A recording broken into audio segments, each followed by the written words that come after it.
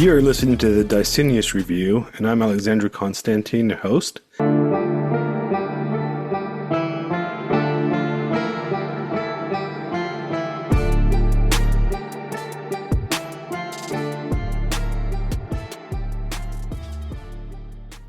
Today is our 20th episode, so it's exciting. We ended up missing a week because I had some technical difficulties, and by technical difficulties, I mean the entire network in my town went down, and I didn't have internet for 2 days, so we ended up having to reschedule. But today, we have a new guest on top of Mr. Fisto, who is always here. What's up, Fisto? Hey man, hello. What's up, man? You sound sleepy. I'm still drinking the coffee. I'm still drinking the coffee. It's been a long month and a half since I got back to work. Oh yeah, you just started teaching school again. Yeah, I mean we're 5 weeks into students and then about an extra week on top of that for teacher related things. I forgot how tired this makes me. All right. I But can't. that's all right. I mean things are good. Things are good, but fuck. You know what, man? I can't even be around 20-year-olds, let alone teenagers. So I can fucking imagine that. But are joining us at the digital coffee shop table that we're all sitting at. And by the way, I made a great cup of coffee just now. Is Mr. Prester John from Prester John's Revenge Substack. Most of you listeners are probably familiar with him already, but he hopped on today he dropped by to join us for a chat. And welcome, man. What's up, PJ? Hey, not too much. Thanks for having me, guys. Welcome. So, to make it a fair, polite, proper introduction, PJ, why don't you introduce yourself for everybody, just in case they don't know you? Yeah, sure. I'm PJ, Prester John's Revenge from the Prester John's Revenge Substack.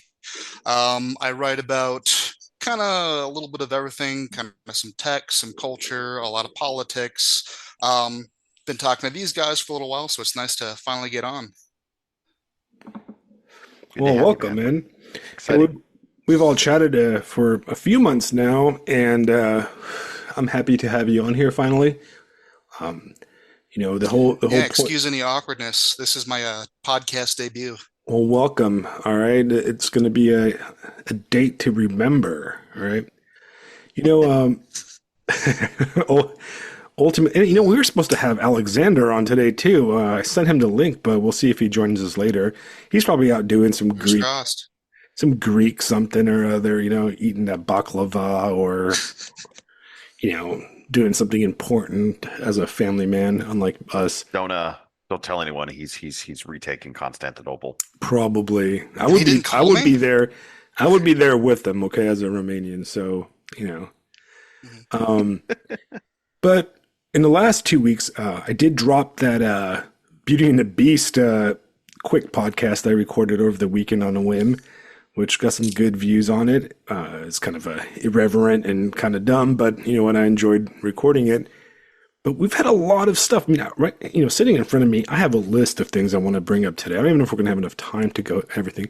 It seems that the world has gotten extra stupid in the last 2 weeks, but before I start, I want to ask Fisto, tell me about you starting school, man. I want to hear about Yeah. how you're molding the minds of the future generations.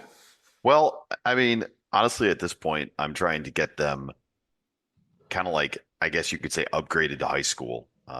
For those that aren't familiar, I am a high school social studies teacher by day, and I've only been doing it for 3 years. I was what you call a career changer. So I'm constantly learning new things all the time, but also trying to be useful among all things, I mean, above all things. So what you're saying is Um, you don't have a doctorate in education like no, Dr. I Jill do not have a Biden? doctorate in education. You can take your source and your research and shove it up your fucking asshole. As far as I'm concerned, I definitely try to approach things. It's funny you say that because like I definitely try to approach things just ask questions, justify why you have your position. Why did you think this? I was telling the kids a lot today that we were doing the allegory of the cave from Plato's Republic, where Socrates speaks with Glaucon and basically explains, how difficult it is to become enlightened, how difficult it is to understand things, and a lot of the issues that we have with that. and the kids are reading, they're reading it and they're answering some questions and this and that. And I'm like, guys, I really don't care if you get the answer right or not. I care to understand why you chose the answer or why you decided what you decided. You get some weird looks because, this is the post-COVID internet generation where they had a full year and a half or whatever, just doing stuff online. And what's the answer? Google it. What's the answer? Google it. And then here I am going, yeah, fuck the right answer. Tell me what you thought. How did you get to the answer that you got to? So a lot of it is kind of like well, just you know what? culture adjustment. To interject, that sounds downright subversive, man. I mean, it sounds like 100,000%. Oh yeah. the NSA should pay you a visit soon. Fucking come at me, bro. I was going to say, imagine using the Socratic method when talking about, ancient Greece and Yeah, ancient Greek philosophy. right? That Exactly. sounds like some Nazi stuff there, man. Imagine the goal of being in a social studies class where I go, guys, you know, we should start with the cultures that formed Western civilization because those are the cultures that these kids live in. And everybody goes, that's a great idea. Let's do that. Are the Oh my kids kind of gosh. open to it? Amazing. What's that? Are the kids open to it? Do they seem Oh, excited? absolutely. They love it. Yeah. I mean, there's definitely this sense of, I mean, I hear a lot of kids say, this is my favorite class. This is my favorite class. This is the best class I have. And I think it's only because believe me when I say I'm teaching them important things that have mattered. I get Right. that And totally. then, I mean, what's that's that? I get that totally. I mean, that's kind of why Yeah. me and Fisto kind of originally hooked up and started talking on Substack because that's kind of one of my big passions is history. And I kind of, I've said that before to Fisto, like, I wish you're the type of history teacher I wish I had. And I loved my history teacher. Yeah. It's, it's that's what I'm trying to be. I mean, for the adults in the room, the adults listening, I hope that they go, oh shit, he sounds like that one they had, I sound like that one teacher you had, 20 years ago that was screaming and yelling about whatever. I think I've joked on the podcast before that I'm essentially trying to be like the guy from Starship Troopers teaching, history and moral philosophy, Mr. Dubois. I even got to say in class today, or not today, the other day we were talking. What were we talking about? We were talking about, I think, the Persian Wars. It was either the Persian Wars or some early conflict, and I basically went like, whether we like it or not, violence has solved quite a lot throughout human history, which is virtually a quote from the book. Basically up But until modernity. yeah, right. Well, hey, even now, Right. Even now. we'll Get fucked, we'll Francis find out. Fukuyama. We'll find out. But yeah, it's going well. So, like, to go back to your original question, how's it going? Like, are they open and all? Look, they're all high school freshmen. That's who I teach is exclusively high school freshmen. I have no fucking clue where any of them came from as far as like middle. Like, we have a couple of different middle schools. We have kids moving in from other places. I have a legit fucking homeschool kid who's never been in a public school his whole life. So it's like they're all over the goddamn place. So I'm just using ancient history in the classical era to kind of get everybody on the same page. You know what I mean? And it's going Right. well. It's going well. Well, I do have a question actually. So I went to school in Southern California, and the high school curriculum only had 2 years of history. How many years does Florida have? Florida itself, I really don't know. I know that there is, at least at my school, there's this class, which is basically like social studies 101. Then you have world history, and then you have U.S. history. And U.S. history is required. There's the end of course exam or the EOC in Florida that they have to pass in order to graduate. Right. Beyond that, we're also going to offer, eventually, we're gearing towards having like a very solid and legitimate AP program senior year. Okay. Okay. Yeah, I think that sounds very similar to my school. I think the way it was broken up, and it was so long time ago. I believe we did that kind of generic world history a freshman year, Yeah. U.S. history, which was basically the 20th century U.S. history, Yeah. and then there was a economics civics class your junior year. Oh yeah, we do that senior year. Okay. That is an option senior year. But like I said, I think they're trying to gear towards more AP World in the future. All right. I mean, ultimately, I commend you and I commend all history teachers because so little time with so much information, you have to focus on the key elements, And what you said about getting them to question and to understand some of the whys and, to how to formulate proper questions when looking at historical events, I think that's critical. I think that's the whole point of history itself. Yeah, definitely at this age, and definitely like with the things these kids are going to be doing once they get out of school. I mean, they're going to be farmers and firemen and policemen and like, working stiffs like us, and just giving them a sense of if you ask questions, you can find out things that other people will not find out or be able to understand, and you'll be able to, live a better private and also public life once you get out there into the world. One of the things I would love is just that, like, a student would understand, it's that old school sacred teacher student relationship where I love a thing and I'm trying to show the student how to also love that thing, the thing being history. Right. It's It's as interesting simple as that you that. say that because just kind of to Alexander's point about credentialism, kind of joking around about that. That's kind of I don't know about you guys. I didn't actually go to college, but kind of the impetus that people often say it's, oh, it teaches you how to think, which I think, I don't know, I can't speak to it personally, but it sounds like to a certain degree that's true. But that's kind of the idea of like the classical education, right? If you learn history and the humanities, then you can kind of see, okay, here's actually what happened, and you can draw your own conclusions. And I don't know, I'll throw it back to you guys. I don't know if you guys went to college or not, but it sounds like kind of, talking to other people, they've kind of gotten away from that in recent years. It's a little bit more dogmatic. Yeah, I mean, for me personally, I've got a bachelor's of history degree from a small Lutheran school in Columbus, Ohio. And speaking of credentialism, um, the professor that I had, it was a guy by the name of Alexander Pantsov, and he was a Russian history professor. He's from Moscow. He moved here after the Cold War ended and after Russia fell apart. And for him, like he is at that school where I went. He was at that school where I went because it was a small school out of the way. And he's like, I can just teach students and write my books. And that's all he wants to do. But like this guy is legit when it comes to Chinese and Russian history. This is the guy that found out that Sun Yat-sen's wife was a communist spy. Like he found the documents Oh, that wow. proved that. Yeah. He tells this great story about when he revealed it at a conference in Taiwan, and like they lost their shit. They were so pissed.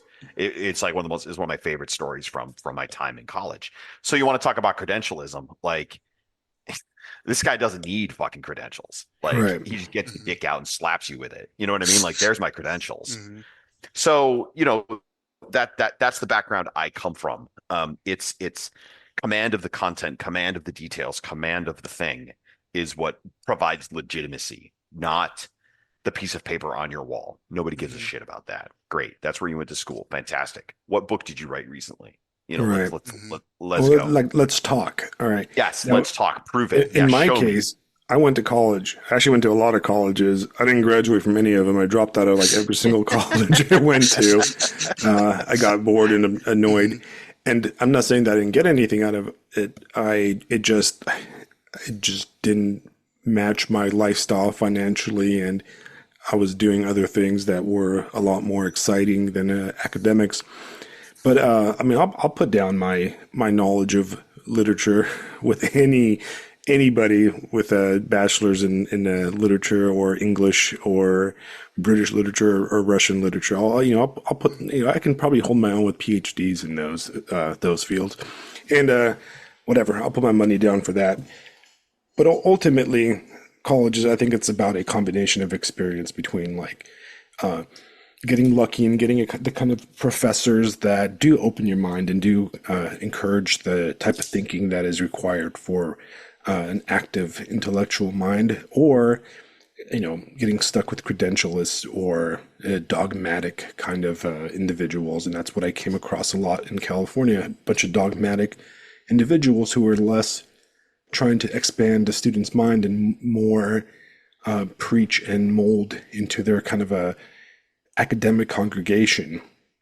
Now, Yeah. what's They're interesting? looking to make they're looking to make disciples, not students. Right, Mhm. correct. I Yeah, remember exactly. I was sitting in a literature class, and I had this teacher, and she was this old shriveled hag of a woman, and she had like bleached like dreadlocks.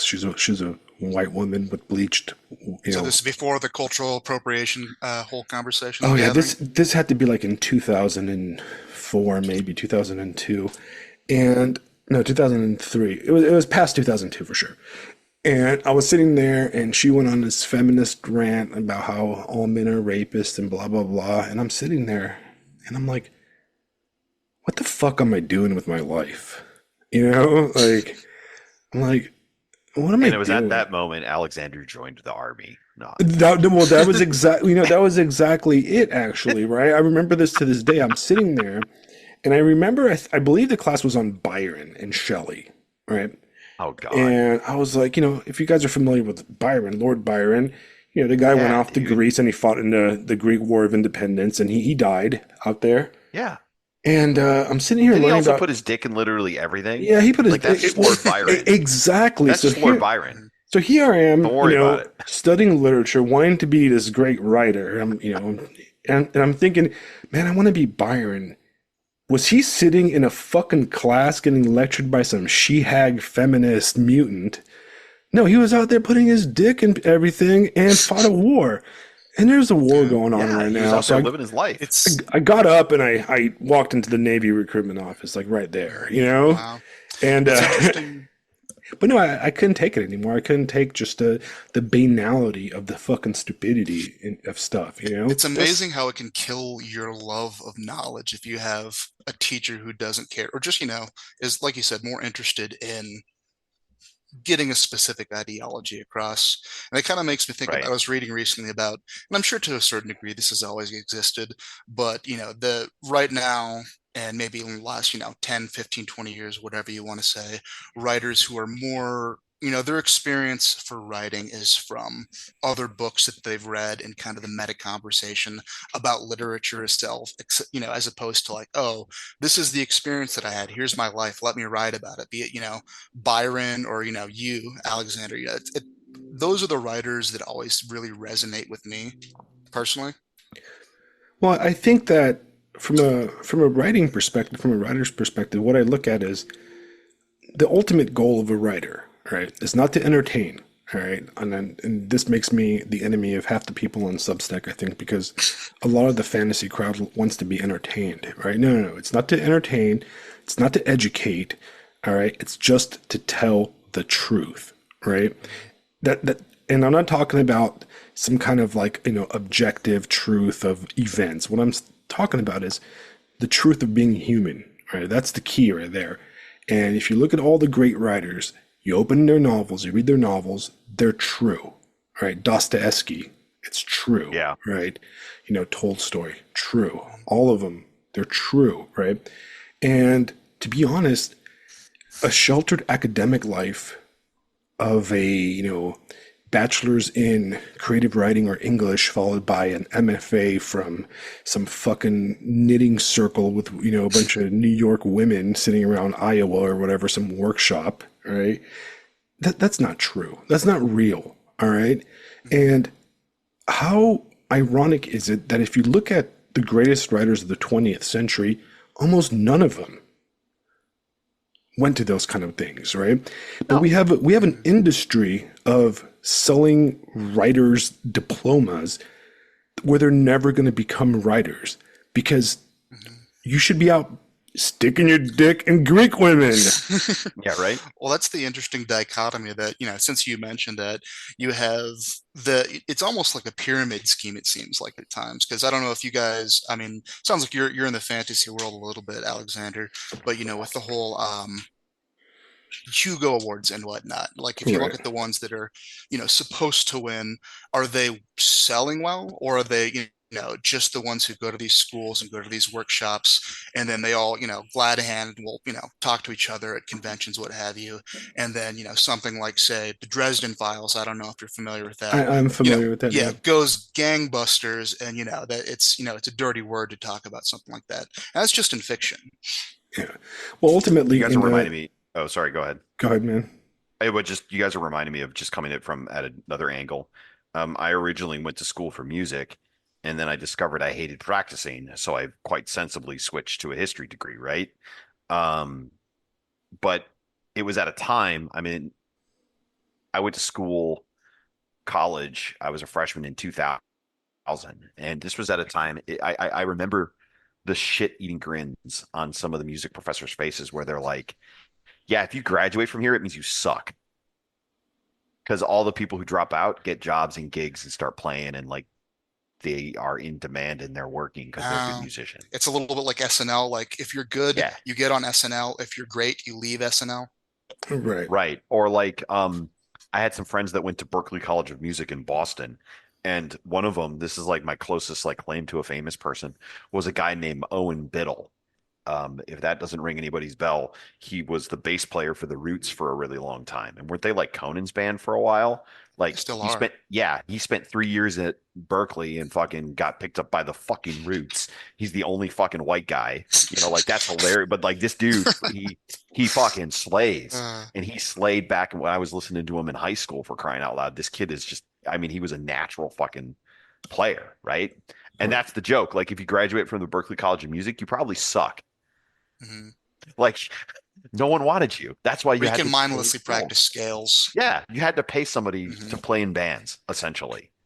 Right. You know, So what's anyway, when I used to play in a little punk band and a little goth band back in the day, one of the we ended up losing our bassist, and we were looking for somebody, and we met this guy named Tyrone, white Tyrone. What a white great guy, name. Bass is white what I guy played for a long actually, time, actually. a white So this dude, this right? this this Hmm. rings with me. Yeah. White dude named Tyrone. How A white dude disappointing. named Tyrone, right? And Wow. he actually was going to Berkeley School of Music we were when we met him, and he was just down back for the summer or something, and he played a few gigs with us. And man, that guy's playing was so above and beyond anything we did. Yeah. That was like, Yeah. dude, this guy. He's like, oh yeah, let me play this instrument. He'd grab the drums and he would just rip a drum solo. He'd grab the guitar and play like insane like riffs and stuff. And then I'm like, okay, cool, man. We don't you don't need us whatsoever, man. He's like, I'm just doing it for fun, dude. And he played a few Mhm. gigs with us, and it was fun stuff. That's funny. But I think so any musician has that. Sorry, go ahead. oh no, I kind of wanted to take it back to education because I was Yeah. thinking about Lish's. I mean, not Lish's. The book, The Culture of Narcissism, Yeah. right? And it talks a lot about what the purpose of education is, right? And I think one of the problems in how we approach education is how we look at education and what is the purpose of education, right? Specifically, I mean, in our K to 12. Right? And this is something I think a lot about because my daughter just started first grade and she just started school. And we did homeschooling for a bit, but now she's going to a private school. And what is the purpose of education, right? And there's that kind of Prussian model aspect Yeah. of Yeah. education, which is that the whole point of education is to make a good citizen, right? Take cogs for the machine. To have a purpose, to get them a job Yeah. or whatever. Yeah. And then there's your traditional liberal arts education concept, which is, we're going to try to make thinkers, whether they're creative thinkers or they're creative, that type of concept, The classical education. right? The classical education, right? And for the longest time, I think that your K through 12 was more on the Prussian model, more of the cogs in the machine kind of concept. Well, just saying K through 12 is, yeah, that's Prussian. Like Right. the fact you have grades Mhm. and like, you start at K and you end at 12, like, number go up. Like, yeah, yeah, That's absolutely. exactly that. Well, That's what that's that why, is. my daughter started school at a Montessori school that does not have grades, which I think is fucking awesome, you know? Mhm. But that we Yeah, can do a definitely. topic on that all, just the Montessori thing, I'd be interested to hear your take on that. But college though was always strictly on a classical education model. And somewhere probably I would have to guess if I were to guess and don't quote me historically, I think the switch started post World War II with the GI Bill, Yeah. where it became a means to the middle class. And college became a job certificate. All right. And I think that having college as a job certificate getter type of a situation is has destroyed the college education concept and the whole concept, because it's turned a bunch of like learning paths that really don't mesh well with the idea of a bachelor's and a master's and any of this stuff, right? You have something like nursing, right? Nursing is a trade, no matter what anybody says, right? Yeah. Nursing's about learning interpersonal skills, learning some basic medicine, but most of it is about learning how to do IVs, learning how to monitor stuff, that kind of stuff, And they've turned it into a bachelor's, and nurses kind of fit into a gray zone in hospitals now, where they're too high paid to wipe butts, which is what the job of the nurse is to do historically. So they've created medical assistants. Now we have medical assistants that do what we think of nursing, and nurses are sort of like supervisors, which is a completely bizarre situation when you think about it. So Yeah, it's like, I think what you're describing is just with since World War II, especially, you've got the growth of the American Empire, you've got the supremacy of the American model, and that leads to governmental bureaucratic bloat. That's just all that is. And you have the schools to pump these people out who are certified to manage. Just like how, like with the Chinese system, way back in the day, you had to take an exam to get into the bureaucracy of whatever dynasty was in charge. right. To me, it strikes me as the same kind of thing. It's not to teach nursing, it's to teach how to, be another cog in the machine, just a fancy cog Right. who Right. tells other cogs what to do, whatever that is. And the problem with that, right, is that our system is not good at doing either. It now, for the most No. part, fails Yeah, no. at instilling a classical education, but it also fails because it's wrapped in these crazy kind of ideas. It fails at instilling a civic education on top of it. So you come out of high school with nothing of value, for the most part. Well, I think Yeah. that's really shown in how poorly the United States does in test scores and just across the board, both in high school and our college level stuff. Like we do really well at the high level, but you see people coming all across the world to get the education here, but it feels like it's kind of failing people here a lot. I mean, just in my personal experience, like, because what I do for a living, I work in the tech world. I wrote about this recently that I'm pretty much all self-taught. I just, learn by doing, because that's just more my personality type or my learning style. But I was absolutely horrible in high school. Like, I border on being a high school dropout. I think I just passed because I either had, teachers who took pity on me, didn't want to see me again, or realistically, like, I went to an inner city school, overcrowded, underfunded, and I just, definitely fell through the cracks. And only later in life, when I was able to, kind of find my own path and educate myself both technically and in, like, the humanities, did I really find a love for it. And I think that kind of really illustrates just the failure of what the school model is right now. Oh, absolutely. Because the college model of credentialism isn't really about achievement or identifying intelligent people, right? It's really a class screen, is what it really is, right? Because it's about paying somebody money, And people say, well, if I save enough money, you can go to college. Well, it's not like that, right? Because it's not just saving up money for the classes. There's tons of hidden costs to going to college, which is like the books, right? Anybody that spent any time in college knows how goddamn expensive the books are, right? And then you add the fact that, well, I got to eat when I'm there, right? I got to live somewhere when I'm there, right? Oh, it's insane. For a I little was while, actually, go ahead. No, well, I mean, I was fortunate in growing up in Southern California, where I've had like 7 universities within, a 20-minute drive from me. I had UCLA, Cal State Long Beach, Cal State Fullerton, UC Irvine, several other ones all around, including a million community colleges, right? But imagine somebody living out here where I live now in South Carolina. There is no universities with me, right? So if a lower middle class or lower class individual from this area does not get a scholarship that pays for room and board, they cannot go to college. It's impossible.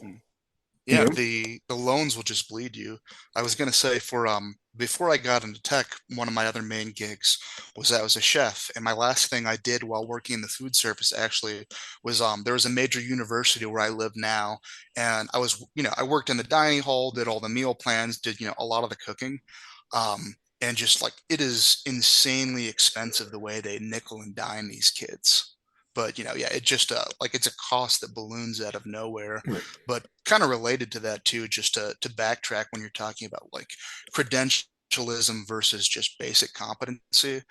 I work in the tech world now, and the money's a lot better, and it's a quote unquote more respectful job.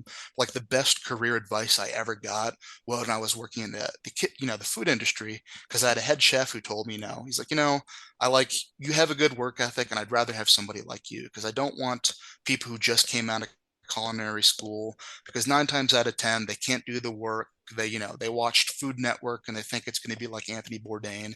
And what really stuck with me, he said, I would rather have somebody who, instead of a Scoffier, which is like one of the big culinary schools in the whole country, it's like I'd rather have somebody who has, 4 years experience at Denny's, because it's kind of a binary of competence. Either you can make 400 omelets in the brunch period or you can't. It's not about credentials. It's whether or not you can make those fucking omelets.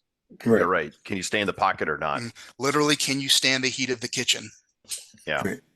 Well, Um, you said you're in tech, right? And that's interesting because Man, I'm 41 years old, and I grew up in the 2000s, which was like that tech era, right? The tech boom era, and that's what everybody was pushing. Man, you don't go into social studies or don't go into any of that. Go into tech. Tech is where it's at, right? So I had a lot of friends that went into programming, a lot of friends that went into the whole, networking, the whole deal, right? And I have no talent for it whatsoever. The idea of staring at a computer fucking makes me ill. And I stare at a computer right now. But right. mhm.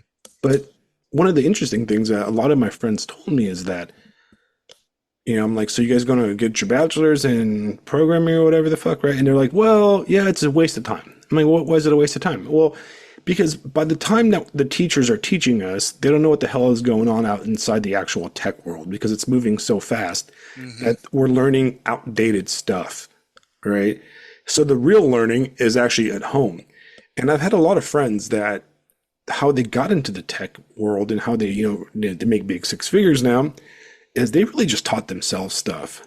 They got, the programming books and they started reading and they did all those required tests, those proficiency tests. I don't know what they're called, but I'm sure you're familiar with them. There's a bunch, yeah. Right. And they did all the study stuff and they did all the coding. They put portfolios together and they're like, dropping 40, 50 grand for a bachelor's in this is a stupid waste of time because everything I learned was on the job. And I feel like an ideal world, a lot of these companies really should just start having freaking talent scouts and, programs where they teach people from scratch. Oh You know what I yeah, mean?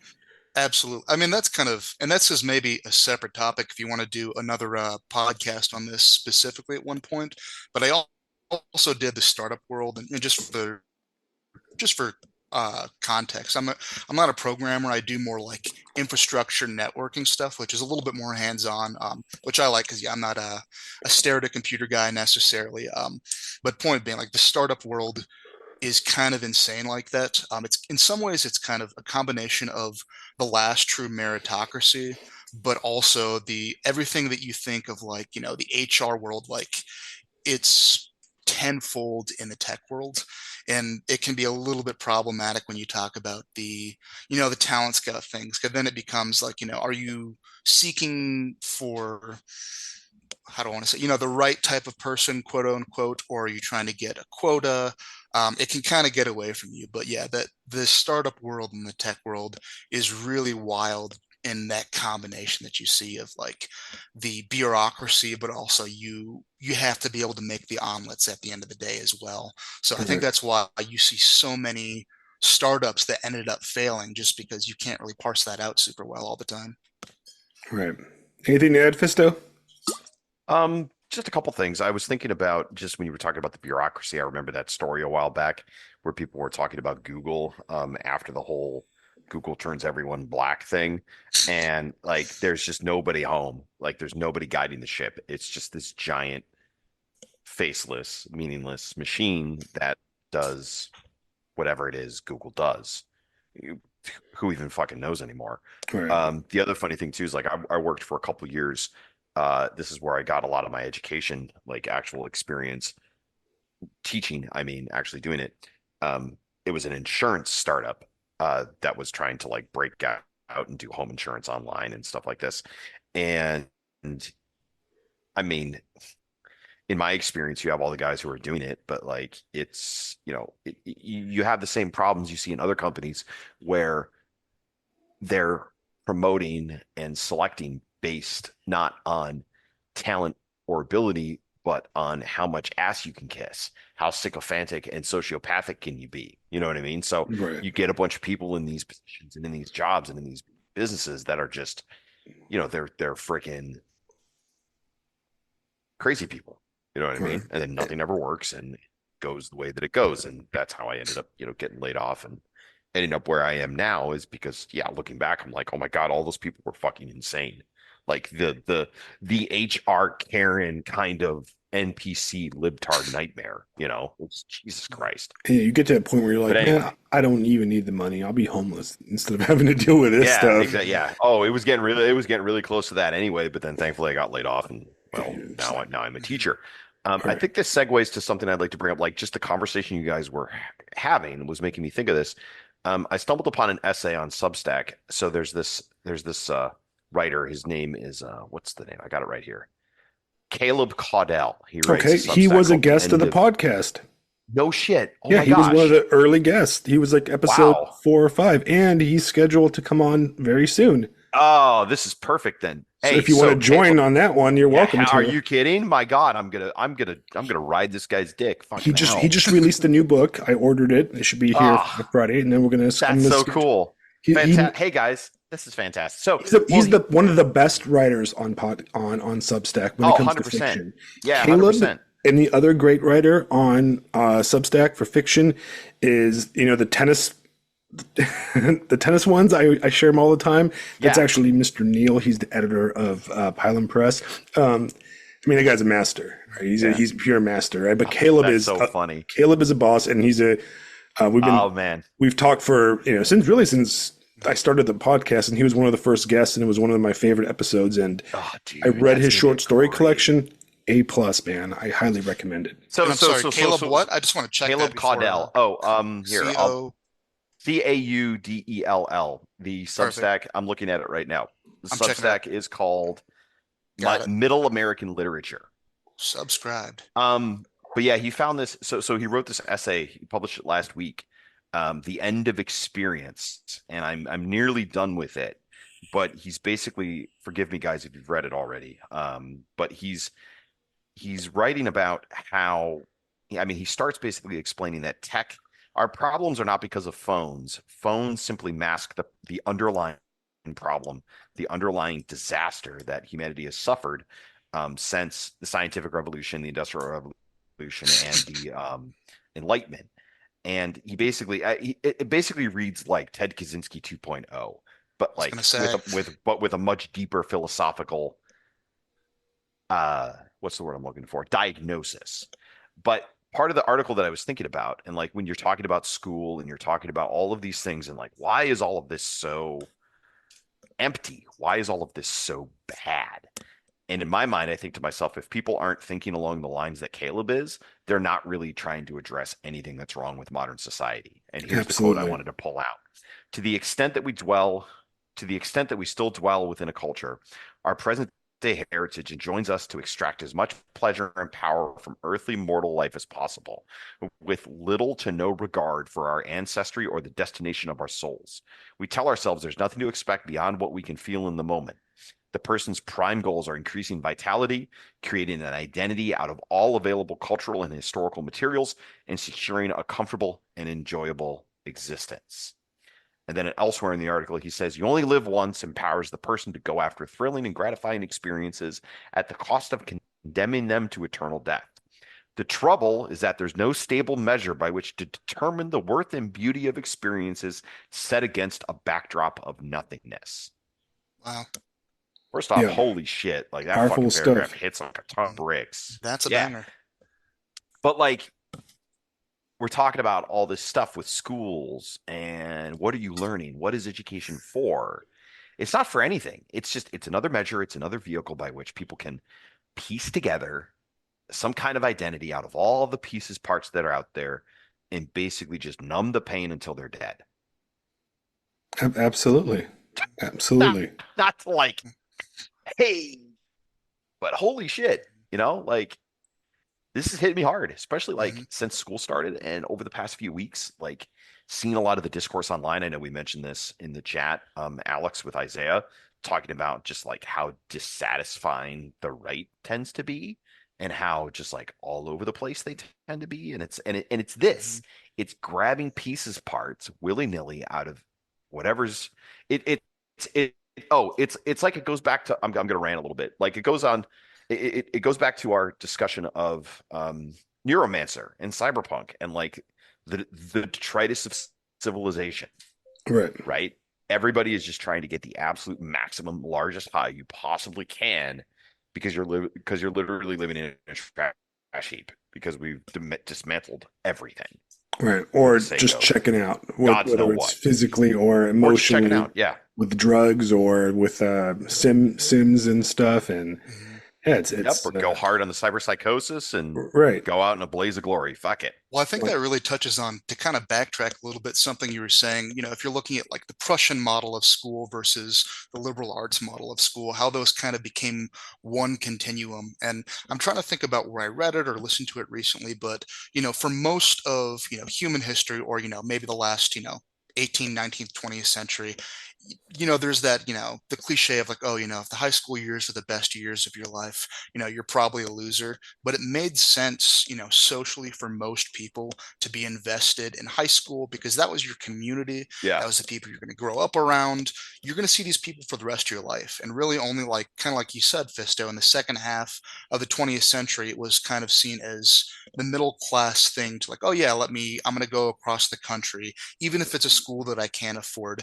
And this will be my real life, and you kind of get deracinated, you lose that culture, and then you have maybe the university liberal arts model made sense, but the idea that this is one long continuum, especially with not even a year between, is just kind of getting out of control. And I think that's why you see either with politics or fandom, like you said, or some way to numb yourself with these communities, video games, people are just desperate for some kind of community because you just are constantly ripped out of one that you really should have had naturally.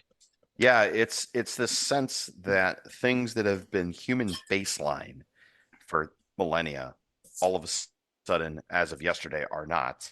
right. And detachment of the human soul, the detachment of the human experience is because we've moved away from what we actually are and we're acting like everything's fine and everything's cool and that going against thousands and hundreds of thousands, tens of thousands of years of social and cultural conditioning, you can just snap your fingers and call it good. You fucking can't. Like that's going to cause gosh, I don't even want to think about it. Psychic trauma that we're seing kind of global psychic trauma. Yep. Yeah, there you go.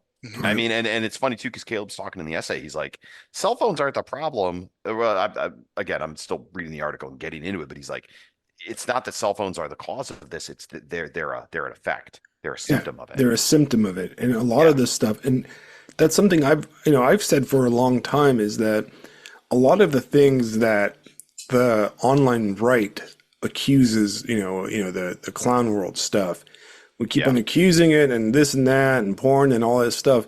Those aren't symptoms. All right. Those aren't, causes of our degeneracy. That's symptoms of our degeneracy.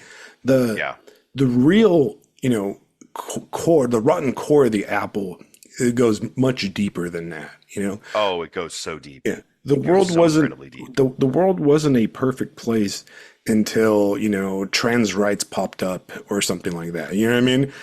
Right. All this kind of stuff is has come to the surface.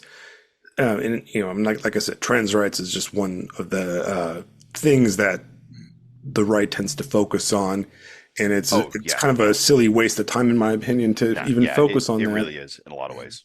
Yeah. It's a red herring, to be honest, in my opinion. But I mean, pornography, which is I'm not a pornography person whatsoever. I'm very much against it. But pornography is a symptom. The widespread dissemination of pornography in our culture. You need a culture open to it in the first place for it to happen.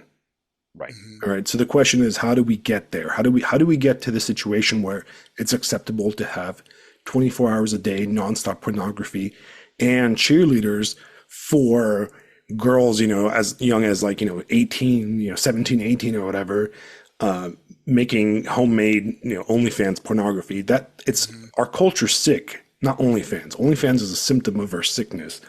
And we'll never be able to address that unless we accept that. And, and we look in the past and say, where did we go wrong? What, and I think the answer, and I think if Alexander was here, he'd probably say it before me, but the answer is that there's a significant hole in the soul of our society, a complete lack of meaning, a complete lack of spiritual understanding. But what's interesting, so I got, after my little cyberpunk adventure that lasted a few weeks, because I finished a game finally, a lot of people on Substack were like, hey man, you have to play Disco Elysium, right? And Disco Elysium is a video game that I started playing because of all the recommendations, and it's a fucking masterpiece, all right? Like, if you have not played it, it takes about 3 days to finish the whole thing if you play a few hours a night. It is a masterpiece. It is between it and Cyberpunk, it's the closest thing I would say that video game has attained the level of the novel or the level of art. But it's nothing. It's not a fancy game. It doesn't have great graphics. It's your top-down kind of like a isometric, a stylized art. Yeah. And the story behind it is these guys. I believe they're Estonian. Former Soviet Republic Estonia. Right? There were these artist guys, freaking junkies, avowed Marxist, right?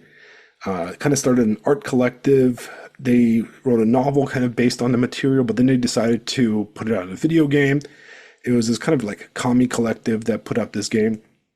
So they wrote it from a very Marxist perspective, but it's not a Marxist video game or a Marxist story.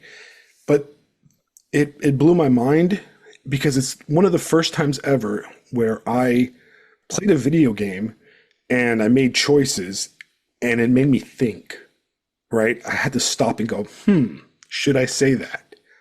Should I take this action? And for all you guys that are like tabletop role players, this is a RPG, right? It is the closest video game RPG I've ever played that feels like I was playing a tabletop game, because every choice matters. It's not like it doesn't railroad you in the same way. Even Cyberpunk is pretty open, but it still kind of railroads you. You know where you're going to end up, right? There's only 4 ways it can end. Right. This one, on the other hand, every choice, and it has a system where failing is actually sometimes a good thing. And sometimes out of all your choices and your roles and stuff you take, sometimes failing might be the best choice. Because opening something might be a bad thing, you know what I mean? Or something like that. Yeah.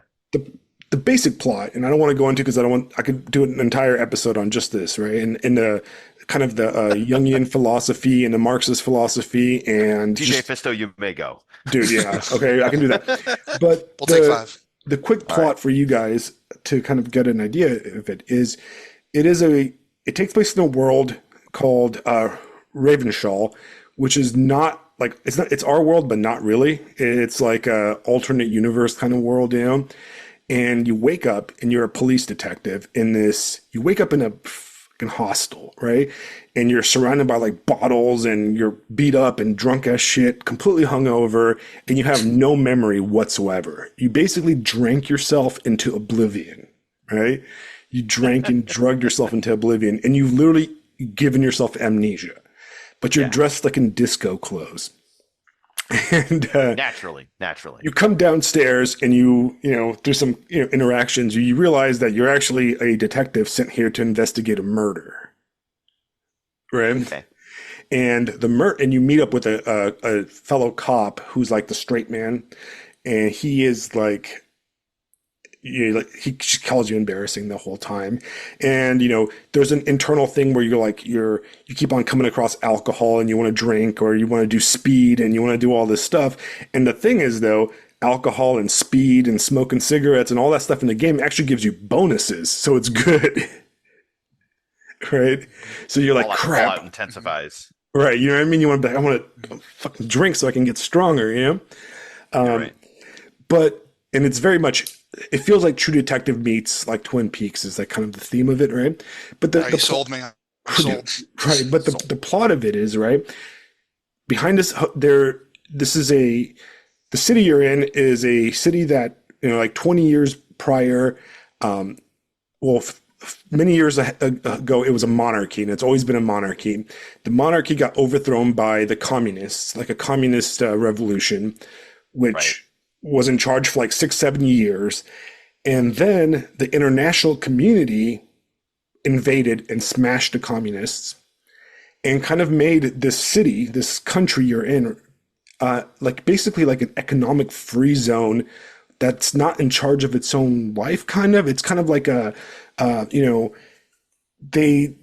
not really politically in charge, but they're kind of a colony of like the greater like world government, You know what that reminds me of? I'm going to veer into international politics slightly, but that reminds me of the Jeffrey Sachs essay that just got published where, that's what they wanted to turn Russia into. That's hilarious. Well, that's exactly that's it. the 20th century. Well, like I said, these guys are Estonian Marxist, right? Yeah, right. So it's a colony of the rest of the world. Oh, hey, that sounds familiar. Right. So the setting of the city, you're in this shitty neighborhood, right, which has basically been ignored by everybody, right? It's like the ghetto, it's like a piece of shit, just falling apart. Ghetto of the ghetto. Right, the ghetto of the ghetto. And so much so that like you're a cop from the district next door and the other cop is a cop from the other district next door. And nobody is like wants jurisdiction, so that's where you're both on the case. And there is a strike going on, a dock workers strike. And there's a huge dock workers union. And the guy hung from, he's naked, hung behind the tree, and he's been sitting there for 7 days because nobody called the police until finally somebody did, but you have no idea who called because their voice was masked. And they finally called the police, and he is you assume he is a security guard for the corporation that owns the docks that the union's striking against.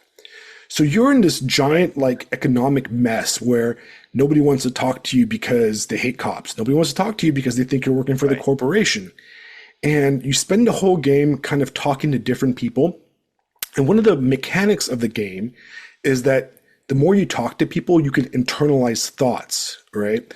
So at one point you talk to this guy who is a racial supremacist and he calls everybody subhumans, and he basically spits out like fucking far right propaganda, like racial propaganda. He gives you it's like a 30-minute essay in the game about like why everybody else he calls you like a alcohol smelling homosexual and all this stuff, right? He's like, only homosexuals drink alcohol, and you can internalize these thoughts and then you become a fascist, right?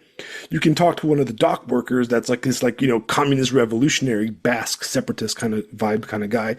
And this dude, you can internalize communism, or you can internalize all these different concepts. And what's interesting about the game and what makes it a fucking fantastic game is you'll talk to these hyper-capitalist guys, and they're called like I think they're like the neo idealists or something like that. And they're the ones that like, they're rich people living on these boats. And every single one of them makes sense. When you talk to these people, you're like, oh shit, I kind of agree with that, No.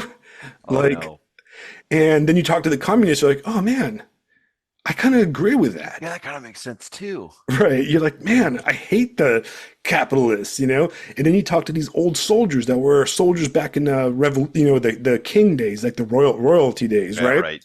And you're like, they're all wearing their uniforms and they're all proud and they're like, our nation has been sold out to foreigners and blah blah blah. And you're like, Yeah, oh let's man, I bring back kind the of agree with king. you, All you right, know? let's do it. Yeah, let's do it. And you meet all these crazy people and there's like so many angles. And what's interesting, I thought, okay, I'm like, okay, the game's going to end and it's going to go into some like, left wing cuckery, right? That was my fear throughout the whole time, right? And it did Yeah. not. I'm not going to spoil it, but it did not. It actually did the exact opposite, right? And one takeaway I took from the game is that you do not have to have these extreme positions. You don't have to align yourself with anybody. You can be in the middle. You can be like, hey, you know what? You're right, but this guy's also right. Yeah. Your Well, whole you're a cop. You're trying to do your job. right, but it's not you in the game, but you as a human being, right? Right. Yeah. You can be a individual that can go, you know what?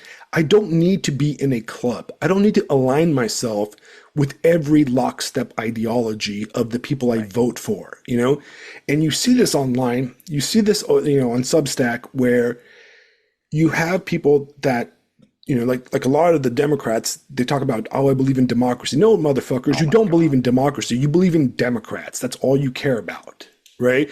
If the Democratic Convention would go out there and say, you know what, we're going to ban all free speech and we're going to throw all these guys into gulags, boom, you'd be all for it. Because democracy. It's all about your team. You know what I mean? Yeah. Not an ideal, but it's all about your team. It's not about your neighbors or the people you love. And the most touching moment in the game is there's a relationship between a communist and a old royalist, and they grew up together sharing the same girlfriend, basically. They had this woman, they're both in their like 80s or 90s, right? And one of them was like a very pro-communist guy, and the other one was a pro-royalist, but they grew up together from like elementary school and they were best friends. And then like she dated one and then she dated the other. And to their old age, she never picked between the two. Right. And then she passed away. And now they're both in the park. You find them in the park playing like pinochle or whatever, right? Bocce ball or something. And they're talk shit on each other after all these years. And it's a touching part of the game because you're like, people matter more than these ideologies. You know what I mean? Right. Yeah. And anyways, Yeah. So if you have the time, pick this game up. It is worth every minute and Yeah, dollar. we should do an episode on it. You've convinced me as a non-gamer. I guess that made me think of something because I don't really play video games. Every now and again I will, but just kind of how you talked about, this ideology makes sense. The royalists make sense when you hear it from them, or the communists, the fascist, what have you. Do you think because what struck me is they intentionally give you as the player character amnesia, which usually is pretty hack, but it sounds kind of artfully done in this case, because if they gave you, okay, here's your backstory, you were a communist, you were a royalist, then you would have something built in why you would identify with one or the other. Do you think that was intentional, that you were given amnesia? So just to say, like, it kind of replicates the condition of modernity where you're so deracinated from any culture or background that it's kind of like being online and reading all these different essays. Like, yeah, when you listen to it, it makes sense because you don't have a culture, you don't have a history, you're not really anything. So you're like, yeah, oh sure, the communism, sure, that makes sense. Oh yeah, the military stuff makes sense. Right, absolutely. It was absolutely intentional because it goes even further than that. With a spoiler, for a second, turn it off.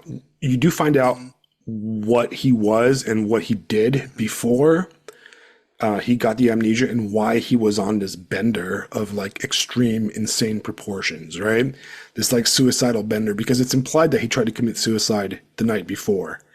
And you find out why, and it involves basically a complete lack of faith, a hole in his soul in a way. Due to like a girlfriend or a wife leaving him, right? And there's a spiritual aspect to it where he became a hollow man and his sense of self was gone. So there's a huge psychoanalytic principle to the game itself where he's trying to basically re-piece together his consciousness, his sense of self, his whole world of being that he tried to erase and suppress with alcohol and speed and like psychedelics and stuff in these binges that he was on. And you can fill it with bad stuff in the game, and it's not just like the fascism, or the capitalism or the Marxism or anything like that. You can fill it with all kinds of like insane stuff too. Like you can become a straight up like hobo that lives on the street and lives in a boat, or like sleeps in a dumpster. So there's all kinds of like elements to it. I will tell you how I ended up. I ended up a centrist in the game. I told myself, I made my character to represent me. Like I picked the traits that I think I have. Obviously, I was very charming and attractive or whatever. I'm just joking, right? Handsome and smart and super strong too. There wasn't enough starting points to really get me going, right? Just such a nice cock. Right. One of the best. But yes, many such cases. Right. But I tried to answer and go through the game as if it was me, that went through this, right? So and that's kind of implied in the game itself. So there's also the element of like you remember, but your character doesn't. So it's really interesting. There's like a meta commentary involved in it too, and like there's a lot of like fourth wall breaking stuff there too. Kind of like how Cyberpunk had a lot of that too. But I ended up a centrist, right? I ended up basically pro the world government kind of person. A centrist idealist is what I ended up, where I was like, well, you know what? At least we're surviving. You know what I mean? Like, I'm not going to go out and like kill, but it is a fantastic game. It's super dark, and I can talk about it forever, but I want you guys to play it so we can talk about it. Did you guys watch the debate last night? Nope. Oh, Sure no, didn't. I can't abuse myself that Absolutely like that. not. I made one post where I said if somebody bought a year subscription to my Substack, I would shitpost the debate, and then after about an hour, I deleted that post because I was afraid somebody might take me up on it. I would have taken you up on it too. I didn't see it. I'm glad you didn't see it because no. I've been trying to give up drinking recently, so it's one of those things where it's paradoxical. The amount of alcohol it would take to make that debate tolerable would have killed me. Yeah, this is I did you guys see the Matt Taibbi and Walter Kern drinking? I read a little bit of it. There were a few in there that were like, hey, these you got to be careful because we don't want anybody to actually like hurt themselves. It's meant to be funny, guys. I'm curious if you actually watched it, Alexander, but I will say, as somebody who didn't watch it, even the memes from it are dog shit. So that kind of tells me, like the meta commentary, there's nothing to say. Like, is anybody undecided at this point? Are we unfamiliar with Trump? Are we unfamiliar with, to a certain degree, we're unfamiliar with Kamala Harris, but she's kind of a blank slate. So there's nothing to say. So I'm curious if you did watch it and what your impressions were. The best post I saw was just Walter Kern's kind of like apocalyptic drinking rule, which was, or drinking game rule, which is basically like if one of the candidates is clearly getting stomped and there are sudden technical difficulties, unexplained technical difficulties, you're required to finish the bottle and arm yourself. Right. Have you guys that's awesome. I love Walter Kern, man. Have you guys read his book? Have you read his novel? I haven't. I want to read. His stuff is like on my list of like I need to check this dude out because man, is he fucking funny. I've not heard of him. I'm adding him to my list now. Walter, he's so good. He wrote a novel called Up in the Air. It got turned into a movie with George Clooney that wasn't that great, and it kind of missed the point of the novel. The novel is what I consider part of my disassociation trilogy. All right. And what I mean by the disassociation trilogy is that there's 3 novels that represent the 3 plights of low-class man, middle-class man, and upper-class man at the beginning of the 90s, the end of the 90s, right? And the first one is Bret Easton Ellis's American Psycho. That is about an upper-class New Yorker disassociating from reality. Right. Right.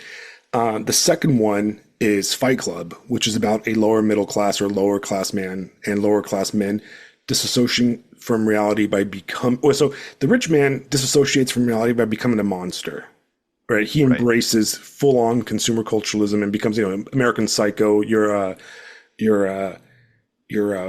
Patrick Bateman, right?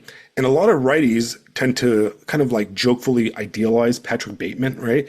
But Patrick Bateman, But Patrick Bateman, if you read the novel, is a very sad person, and the novel is a dark, disgusting novel, and you don't want to be Patrick Bateman, right? Because he is basically a bug man. He is a high class bug man who just cannot handle being a bug man and has completely lost it. He's a monster. He's lost all his humanity. Now, the second big novel of the what I consider that trilogy, right, is Chuck Palahniuk's Fight Club, right, which is also about a dissociative kind of situation, but in this case, it's a more lower class because Chuck Palahniuk was I believe he was like a machinist before, like a truck machinist before he became a writer, and he's from the West Coast, and the idea of disassociating from society and going downstairs in a club somewhere and beating the crap out of each other tends to be a much more lower class thing as opposed to, Patrick Bateman style stuff. Well, and then Walter Kinn's novel Up in the Air is really also about this disassociative kind of, a man disconnected from the world, but it's from a very middle class, like white collar worker perspective. And it's about this guy that is a salesman of some sort. I don't remember, an ad man or something. And he flies across the country back and forth. He flies across the country and he is obsessed with racking up the most flight miles in like the history of flight miles, right? When he's going to reach like 1 billion flight miles or something like that, the CEO of this airline is going to like give him a special plane ride or something like that. He's obsessed with that concept, right? He's been saving up fucking, that's his whole identity, is to become to get the most flight miles. And obviously it's psychotic and he's falling apart. He has disconnect. He lives in airports and planes basically, and for his job, and he lives on answering machines and phone calls from airports to like his main office, to the point where like he doesn't even have an office anymore. He's been doing this and he's been fired for like a year, and just crazy shit like that, And it's a fascinating novel, very enjoyable, highly recommended. And yes, I didn't really watch the debate. I was playing some Fortnite because I felt that that's the level of care I should pay attention to the debate. I'll play some video games. But my wife was watching it on her cell phone, so I listened to the whole thing. She was sitting next to me. And honestly, when she was done, she's like, I can't believe I wasted a fucking hour of my life. I should have just gone to bed. She's like, I feel gross doing this, right? That was her reaction to the whole thing. And I agree. It's funny because my coworker this morning when I got to work, I was like, hey, did you watch the debate? He's like, wasted my time. That's the first thing he said. He's like, I wasted my time.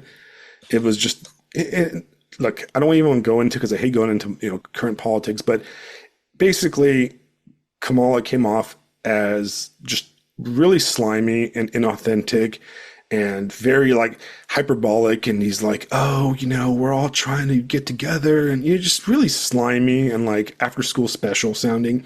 And Trump came off as a boomer buffoon, and whenever, he was a boomer buffoon, and he cannot resist being baited. She baited him a bunch of times, and all he liked to talk about is himself. And so many times I just wish, like, man, I wish I was in his brain and like could puppet him and answer these questions, because I could answer him so much better than this buffoon could, And he just left it on the ground. He left stuff on the table that was so obvious to me, And why? Because he is, he's trapped in that boomer, frame of reference. He's stuck in that boomer frame of mind. And, okay, so a good example is when politicians in this debate, they discuss Ukraine and stuff, right? Oh, God. And they're like, well, what'd you do in Ukraine? Blah, blah, blah, right? If I was running for president, right, I would say, excuse me, that's a very interesting question, all right? What I would do in Ukraine is irrelevant because I'm running to become the president of the United States of America. And the real question is, what are you going to do for the Americans, all right? That's all that matters. You know what I mean? And that's all that matters to me. I'm a simple guy when it comes to politics, right? For politics, I care about one thing and one thing only, right? And this is my is my life going to be better under you or under the previous person? That's all I care about. I don't care about anything else. You know what I mean? Pretty normal. Yeah. Well, I mean, that's it. It kind of made me think of it when you say, because I briefly looked at like, I joke about the memes, but there's the debate tab on Substack. And I kind of saw like God. basically three reactions where you have basically two reactions really, something completely partisan, or kind of like your wife's or your coworker said is, yeah, this is a complete waste of my time, which was kind of my one shit post was, I posted just a bunch of Rorschach test blots. It's like, oh yeah, this is the highlights of the debate, because pretty much you're gonna get out of it Absolutely. whatever you want to. I speak, oh, Kamala destroyed him, and she was so presidential, or oh, he wiped the floor with her. And it sounds like she was just basically giving standard platitudes, and he was doing, like you said, dumb boomer brain, talking about eating cats and stupid shit. So it's very like kind of depressing that this is where we're at. So I just I'm at couldn't the point. watch it. I'm at the point where if I was in one of these debates, like if I was running for president with Alex, it would just be, the one question I would like to be asked is, who is your political role model? And I would just be like, Lucius Cornelius Sulla. I'm going to be coming to town. I have a list. I've been checking it, and yeah, you're not going to like it. Like Right. that's where I'm at with this stuff. Just call me when the purge starts. Right.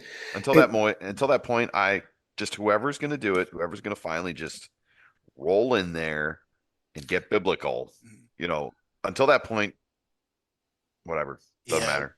Yeah. We're So my, seeing my final takeaway from the end. debate. Rolling with my life. Yeah. So my final takeaway from the debate was this, right? Neither Trump nor Kamala Harris won the debate, but we, the American people, lost. Absolutely. That's If I where have- we're at. If there's any good side to this, it feels I'm like we're at sorry. the end of something, because it's neither of these dogs are really hunting anymore. And like you're both history guys, you probably know, like you've probably heard of, like, the party systems, right? Like we're on the fifth right now, and that's the post World War II, and really to a certain degree post Cold War era, and really like these kind of cultural conceptions that they both represent, and these what's the word I'm looking for, coalitions, they don't really exist anymore. And I think that's why they're so silly. Like if they would have had normal Democrats, 26, it would have cleaned the floor. The same thing with Republican. If you would have gotten somebody who's not ridiculous, who can just kind of speak down to the middle, like, all right, guys, this is a weird, retarded place we're in. This is not working for anybody. Can we stop and maybe all get on the same page? Yeah, we have some differences, but it's a very kind of banal thing to say. But at this point, it really is like, is there nobody who can do that? Do we have these? I don't have think to have there these is. No. ridiculous people? There's nobody, because look, to go back to the earlier part of our conversation, we're living in a world completely detached from reality. We're completely detached from the human experience. We're completely detached from the transcendental truth that we knew was fact up until yesterday. Reality is going to have to reassert itself. There's going to have to be violence. There's going to have to be blood.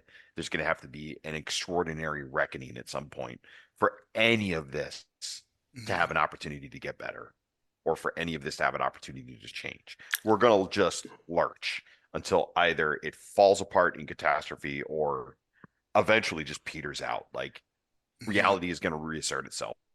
Right. Somehow. We're not in the modern era anymore. We're not in the postmodern era anymore. We are in like the meta modern era. We're in the retard era. Yeah, like, completely. We don't even have language to understand the era that we are in. This is one of the things that I liked. Like I like CJ Hopkins writes about a lot of this stuff, and he calls it global capitalism. And it's this totalitarian commodifying force that is basically like making its way, across the globe. It's the post-ideological framework. And it's like even that isn't really all that good. Like Matt, one of our regular commenters, made a good point. He's like, do we really even have words to describe what the fuck is going on? I'm like, no, we fucking don't. No, like capitalism, communism, Marxism. No, there is something new. There is something different making its way. And fuck. Yeah. Retardism. Sorry, go ahead. Retardism, basically, just pure uninhibited stupidity is what we're stuck in. Well, it's that Carl Sagan quote that's been making the rounds of like, we're gonna return back to this era of credulity and this era of just stupidity, or like that Bonhoeffer quote that's been making the rounds, like stupid is worse than evil because at least with evil you can reason with it a little bit. There's an intelligence behind it. Stupid is just fucking Mhm. stupid. Like Well, that's Right. what's so it's frustrating about it. mankind returning to beast, Mhm. returning to a you know a I don't even fucking know. What can you even call it? Because like it's not returning to anything. It's turning into Nothing. this post-industrial slop, this post-industrial Mhm. trash, this post-ideological trash heap. We're entering the trash era Mhm. Yeah. where it's just Well, that's why I I always don't like know. will butt heads with people kind of on both ends of the political spectrum. And this has become kind of a hobby horse of mine that I've said, like, Kamala Harris is not a communist and Donald Trump is not a fascist. These No. 20th century concept, like, even if like it's so beyond like historically illiterate, but this is the only language that we have. Oh, if somebody who's, slightly more collectivist, oh, they're a communist. Oh, somebody who's slightly anybody who's like authoritarian, oh, they're a fascist. These things kind of, and as you guys both know, they have really specific historical and political connotations. We're just kind of, like you said, in this nothing era that it feels like we're all at the like that very top of a roller coaster. Like things are going to change. I know I've read, like, if you either of you have know or read like John Mearsheimer, it's like we're Yeah. kind Oh of my really going gosh. back to, oh, we got to talk about him at some point. We're kind of Johnny going, is John, my so boy. good. He's so um good. but we're going back to like great powers. Essentially, we're like, it used to be, it was true or not true depending on how you want to look at it, but the 20th century, the 19th and 20th century were defined by ideology, which, some people will say it's like a post hoc justification for, imperialism and an expansion. But now we're just kind of going back to open imperialism and expansion. Like, does anybody really believe in, oh, we're spreading democracy, as if, China or Russia, what have you, don't have some semblance of democracy?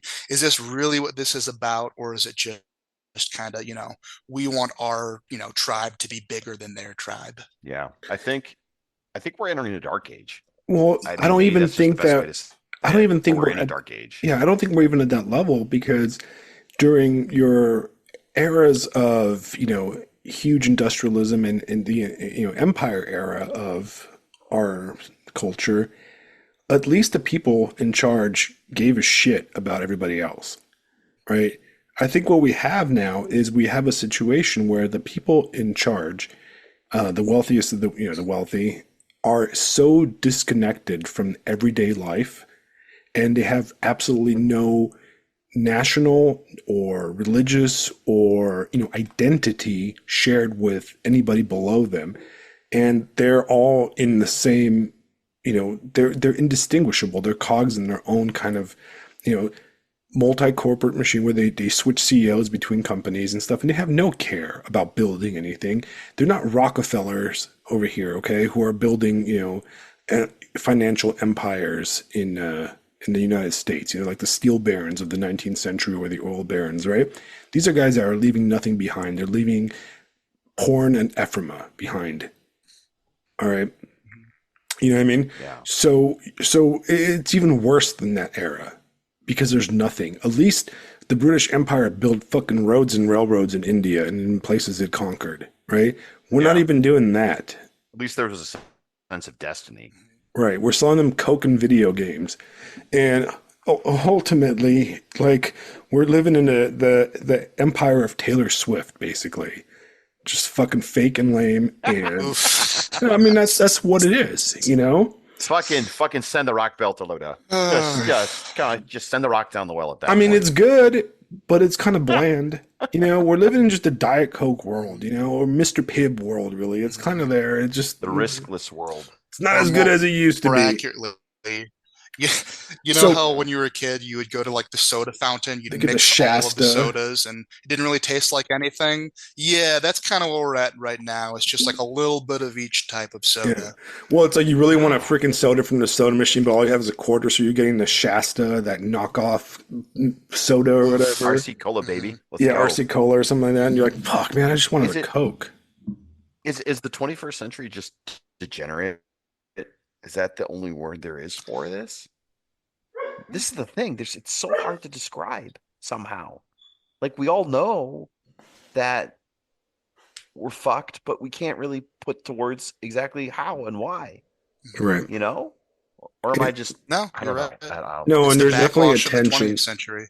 And Yeah. during the debate last night, you felt that. You felt that there was a tension and there was a feeling of like, it felt like when you watch politicians debate, the expectation is that you're going to watch two professionals have a debate about policy and There's interesting, some attachment to reality. with a level of decorum, right? Right. Yeah. What this felt like, it felt like uncouth, maybe, or like soiled. It felt like watching like one of those like B movies, basically. Like you expect a good production and a good show, but you got like one of those remakes done by like some weird company out of like Poland or something like that.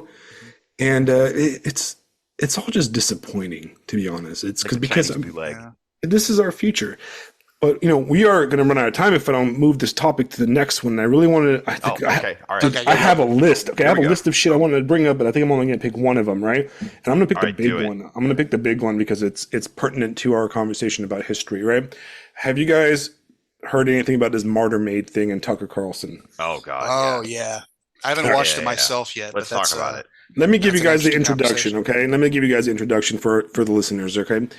Martyr Maid is a Substacker and he's a podcaster first and foremost, but he has a Substack called the Martyr Maid Podcast. It's www.martyrmaid.com.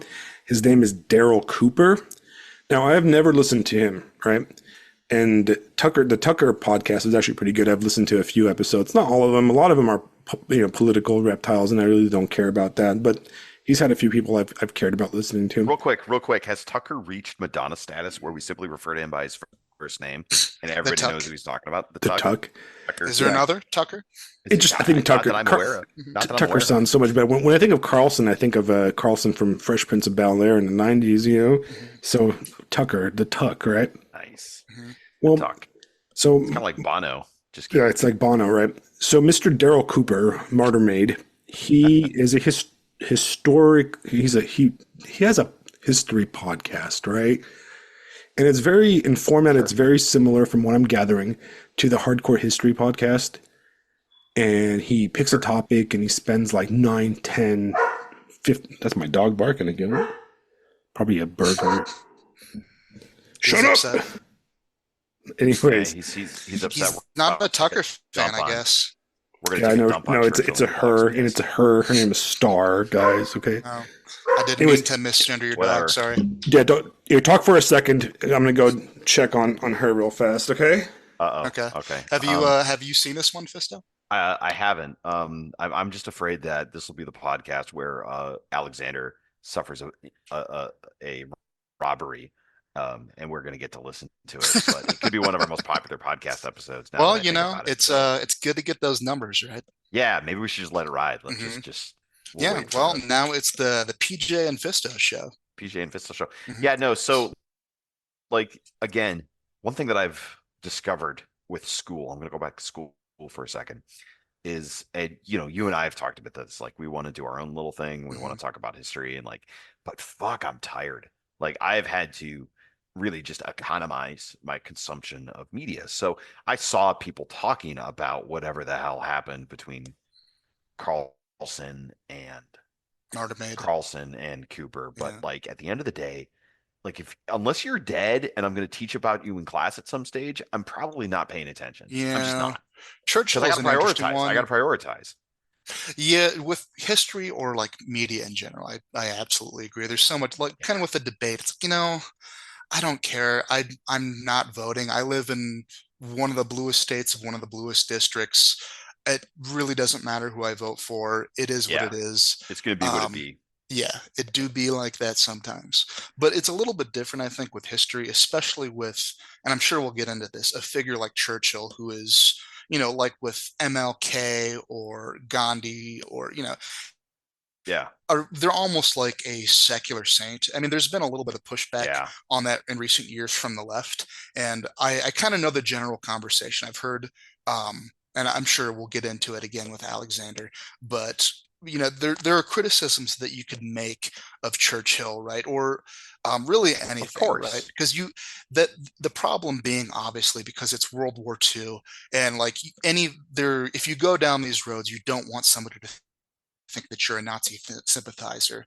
That having been said, I feel like almost like maybe a generation after us where you can look at it a little bit more soberly and kind of look at how the British Empire or the American Empire, whatever you want to say, behaved in those contexts, and as if it was know the marvelization of history that we've talked about sometimes, and having that conversation can be a little bit different, and I think Well, people have a I think knee-jerk reaction to it.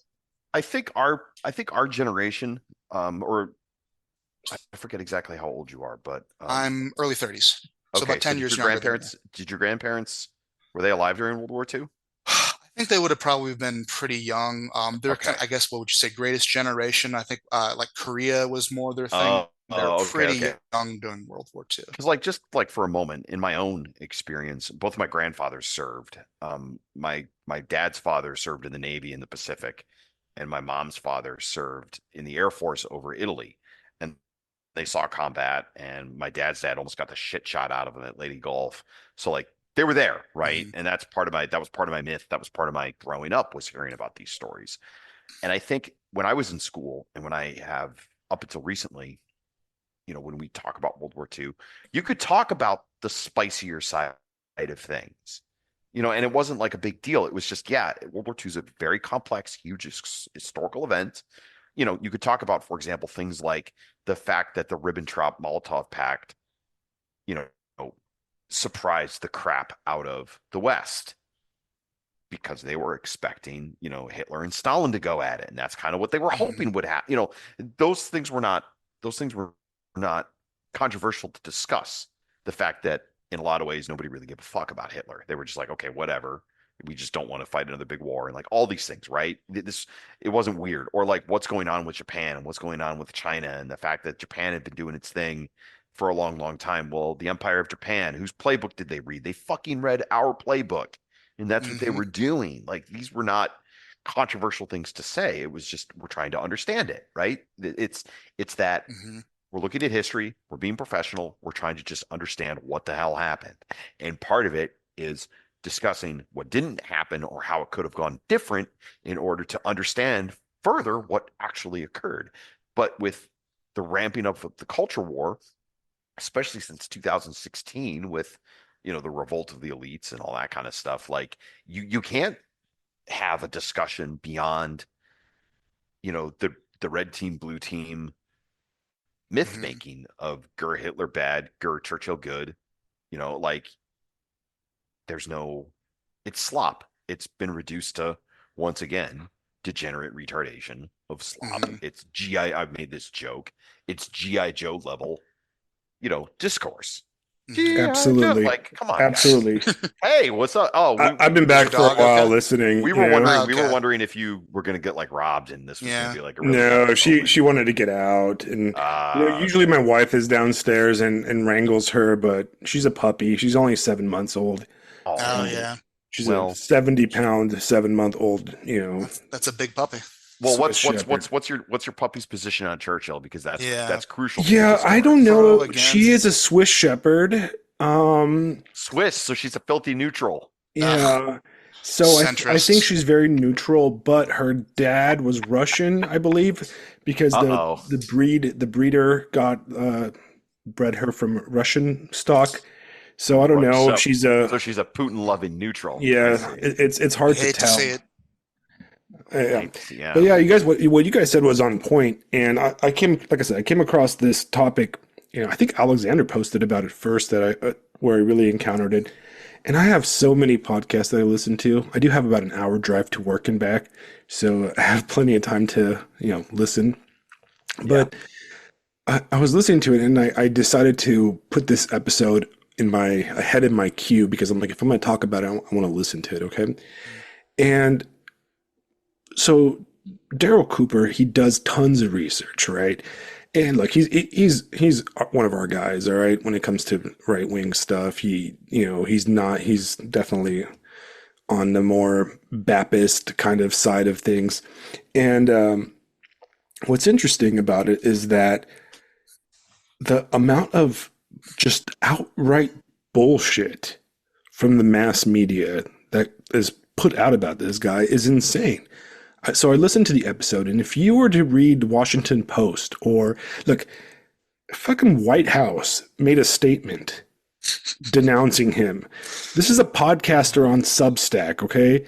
A podcaster on Substack that, his biggest to this day, I think he's had two like really long episodes, one about the Israel-Palestine conflict, and actually about Zionism in general, which from what I read about it, is very much, like sympathetic towards the Zionist cause.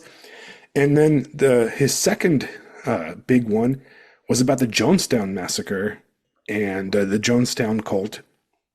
But he's got like 10 hours on that, and that sounds fascinating. That's more my type of history than war stuff. But so I listened to the episode, and it's 2 hours long. And first of all, the majority of the episode, he does not even talk about World War II, right? It's almost like that whole part of the episode is like on the side. He spends a lot more time talking about himself and his approach to history, which is he likes to put himself inside the mind of every single person. And he said that, like, for example, when he talked about Jim Jones, and he's like, no, I understood where this guy came from. I understood his paranoia and his craziness, and how different people encouraged him, and political figures that were supposedly supposed to be responsible led to his paranoia by encouraging and his craziness, and how in the life of starting off as a young civil rights activist and ending to where he's poisoning children and shooting them in the head and stuff and committing mass suicide. And yeah, that's how in my opinion, that's how you're supposed to do history, right? You're supposed to. Oh my gosh, understanding the thought process that a historical figure went through. Right. Imagine that. You mean we're trying to understand why Caesar crossed the Rubicon? Exactly. Next thing you're going to say he's using primary sources. Holy, which primary sources? That's illegal, sir. I'm sorry. Anyway, so I'm sitting here, and I actually the mundane way of doing history. Perfect. Because awesome. both of you fuckers were late. I told you guys 5:20 and didn't get on until 5:30. I was looking through. I didn't see that. Whatever. Message. Eat my dick. I was looking through the Wall Street Journal and the Washington Post, and just kind of reviewing some stuff, on the topic. Yeah. And this guy Trump needs to denounce Tucker because Tucker gives platforms to a Holocaust denier. There is not one shred of Holocaust denial in this episode. Okay? You have to listen to it. Of course there fucking is. And if you can find one fucking second of Holocaust denial in this episode. Matter of fact, he doesn't even mention Jews. He does the big issue that, these people have is that he says that the Nazis went into Operation Barbarossa without a plan for their POWs, which is a fact, right? It doesn't even strike me as even remotely controversial. And a shit ton of Russians and Polish and soldiers from the opposing side died because the Germans had no fucking plan on how to feed them. The reason they had no plan on how to feed them is because of the blockade by Winston Churchill and the British. Right? Okay. Now, ultimately, he never mentions the Holocaust. He is not saying that Hitler's hand was forced to the Holocaust. He's not saying that the Holocaust didn't happen and that it was not, an evil act. And this is the part that bothers me, right? Because I grew up going to, liberal, a lot of my exposure to formal education was from a liberal standpoint, right? And from a mainstream liberal standpoint. And one of the tenets of liberal history at this point in our time, and I'm sure you fucking got it drilled into your head when you went to school, is that we look at things from all sorts of relative angles, right? And you got to look at it from all the different perspectives if you're going to try to understand the truth. Correct. And we have spent my entire life, educational life, from the time I started school, history has been a exercise in reimagining or re-understanding, recontextualizing history, right? From Columbus, to where it's now Indigenous Peoples Day in multiple states, right? Where Columbus, when I was a little kid, was a freaking national hero. And I remember celebrating Columbus Day in elementary school in Southern California in the 90s, right? You will loathe to find one goddamn school in Southern California that celebrates Columbus Day today, Hmm. right? Or does anything, because he was taught to me as a hero. And by the time I was in middle school, he was a villain and a rapist and a destroyer of indigenous culture and all this stuff. We've completely contextualized Columbus, and we've recontextualized the way the Mayflower and the Pilgrims are, right? And we've recontextualized so many elements of history, but Churchill is sacred, right? And that's Why? actually that is He's just a man. he's just a man, right? And what's interesting is you have leftists, right, and liberal types, right, coming out. Okay, so now the outrage towards Martyr Maid is from both sides, right? You've got your shit liberals, and also your conservatives, right? Wall Street Journal is a conservative paper, I believe, and you have these liberal types going, "Oh my, how dare they attack the Saint Churchill?" I'm sorry, bro. Your side was just saying that he committed genocide in India. Am I imagining that, man? No, that's what I was going to bring up actually. Because I'm pretty I guess sure Wait, what? that the left has been accusing Churchill of genocide in India, right? For the last few years that I've, followed this, right? So we have no problem calling him a genocider of the Indian people, but when a more right-leaning historian calls him a warmonger that refused all peace, right? He's a Holocaust denier and this evil monster, right? So Yeah. come on, guys, make up your fucking mind, all Well, right? That's listen, all I'm trying to say. And I think that the idea of looking at history and saying this person was evil or these people were evil is so black and white and stupid. You cannot look at history like that. You can say No. that these acts were evil. There's no denying, all right? Under any mentally ill, like fucking Nazi brain, right? Like, and I'll put this here. Listen carefully, everybody, right? Before you fucking try to get me canceled or something like that, right? Hitler was a fucking evil asshole. The idea of putting people into camps and exterminating them is fucking evil, plain and simple, right? The all the stuff that we know about the concentration camps and the Holocaust, the Shoah, it's evil, all right? It's evil, and the dudes at the fucking Nuremberg trials did not deny any of it. They admitted to it. It's evil. Whether it's 6 million Jews, 10 billion Jews, or 2,000 Jews, that act is evil. All right? Done. Right? But, and we'll go, and this is one of those crazy buts, right? Just because those guys were evil doesn't mean the other people could not be evil also. All right? I think that's a good point. I mean, that's kind of what I was. Go ahead, Fisto. Yeah, no, just this whole thing. So to riff off what you're saying there and to kind of back up slightly, just to make sure that I understand. And so earlier you said, and just correct me if I'm wrong. So the bit on Tucker and Cooper was Operation Barbarossa. I mean, there were infamously famous, I'm being redundant, I apologize, parts of that operation where people were like, yeah, I mean, just the fact they got to Moscow without proper winter clothing, right? And the fact that it started late and like all those things. So for me to hear that they didn't really have a well thought out plan to deal with POWs, just sure, I could believe that. I mean, that doesn't sound too controversial to me. And then to connect it to the to connect it to the part of the problem with not having a POW, part of that was caused by the fact that Germany was getting the ship blockaded out of itself by England. And I mean, that is a famous, yes, that's with the U-boats and all that stuff. Like, yes, that was that was the blockade working as intended. And with all of this stuff, people look at all of these horrors and they want to boil it down to basic G.I. Joe level, good or good, bad, and that's it.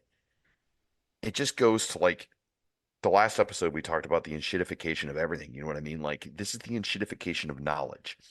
I want to look at the people who are like blowing up about this podcast and blowing up about this little historical fact they're discussing it and just go, guys, what the fuck do you think war is?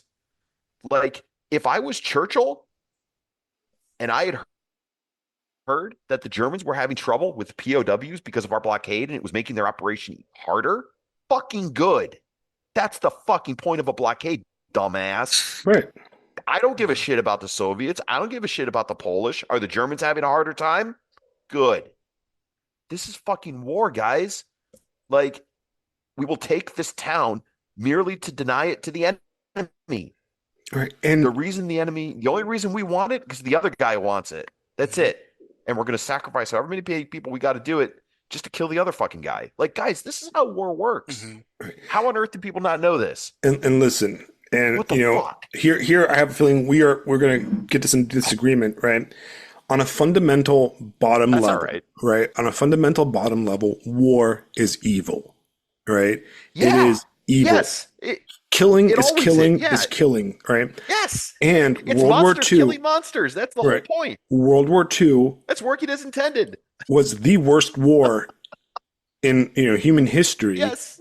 Because Yes, it was. That's because why. almost all sides engaged in total war on Yes. civilians. All right. Oh my God. So yeah, yes, dude. the Holocaust was evil. No one's hands are clean. Right. No one's But hands are clean. Absolutely you know what? Not. Dropping firebombs on Dresden and killing 50,000 civilians, Yes, burning women and children alive is also fucking evil. All right. And nobody gets to go, Yes, well, that's of course less it is. evil. All right. Dropping atomic bombs It's splitting hairs. Yeah. on Hiroshima and Nagasaki, killing hundreds of thousands of women and children, incinerating them with radiation is an evil act. Okay? Yeah. It is a hideous monstrosity, one of the worst things done in history. If Japan would have won, every single person that we made a fucking praise movie like Oppenheimer about would be in a fucking Nuremberg trial and be, would be a war criminal, but they lost. Yeah. And instead they went to the tribunals, right? Yes. Yep. Every single side was brutal. Dropping bombs on civilians is fucking evil. Plain and simple, right? Of course. And yes, absolutely. no matter how many G.I. Joe fucking fake ass Quentin Tarantino, Hateful Eight, whatever, Inglourious Bastards movies, right? The Allies engaged in mass carpet bombing of civilians, which is fucking evil. All right. Right. Yeah. You can justify it by saying that it's because we wanted to win and we wanted to be on top, but it doesn't matter. It's ultimately evil. Done. Well, it's funny. There's this quote I saw. I forget the name of the general, the Air Force general, but like, don't pretend that it's anything other than what it is, and I think we totally agree. Like, looking back, it's like, was this evil? Yeah, of course it was.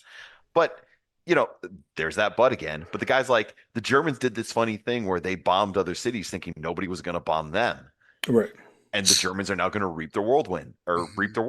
Like, yeah, of course that's exactly how it was going to go out. How is that even controversial?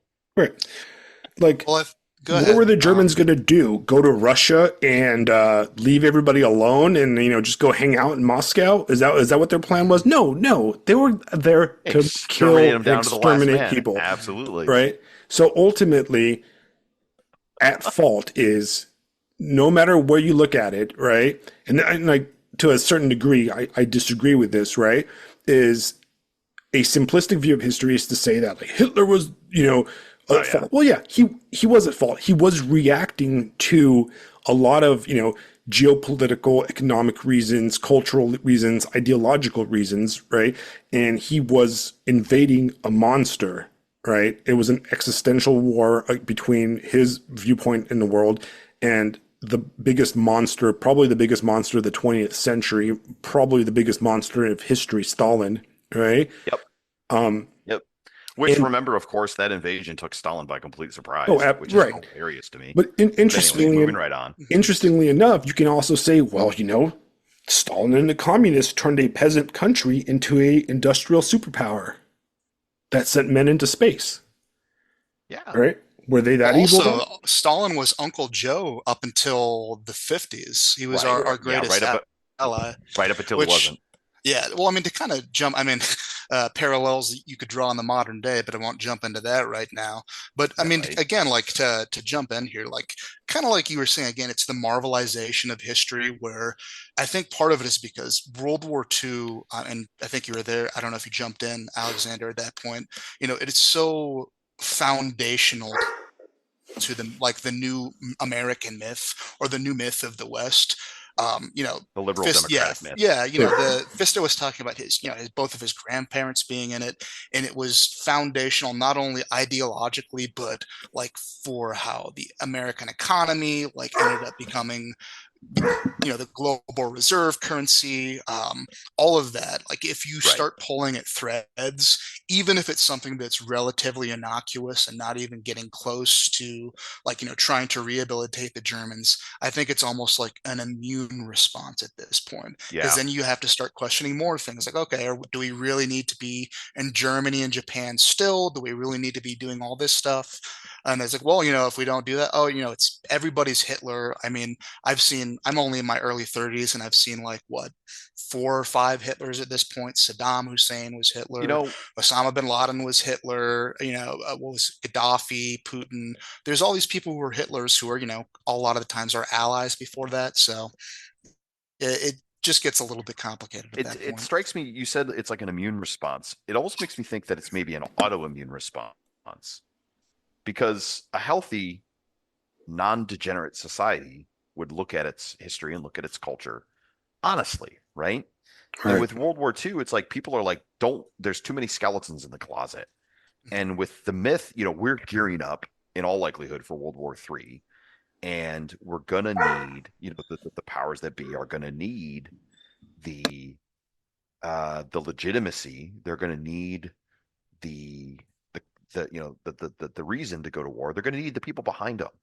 And if they have people looking in the closet at the skeletons of the last time we did this, they're going to be less likely to want to do it. That's probably why something like the Washington Post and all those places decided to go on the charm offensive because that's their marching orders. Well, You guys, absolutely. you need to drum up support for the Absolutely. eventual conflict. And, Fucking, this is, my God. and one of the things, so, I mean, to give Daryl Cooper his due, like I said, his main point on Tucker was that World War II is a foundational myth for the neoliberal, Yes, of course it is. world Because they government won. that we live in, right? Yeah, because they want to set it up. Mhm. And it's convenient to look at it as good guys versus bad guys, freedom versus fascism, and that whole thing. And then, not look too deep into it, not look into the reasons, not look into some of the things that we've done, And if you question it, you question the foundational building blocks of our current geopolitical system, right? And it leads to a lot of uncomfortable questions where you start going, well, why did we do that? Well, why did we do that?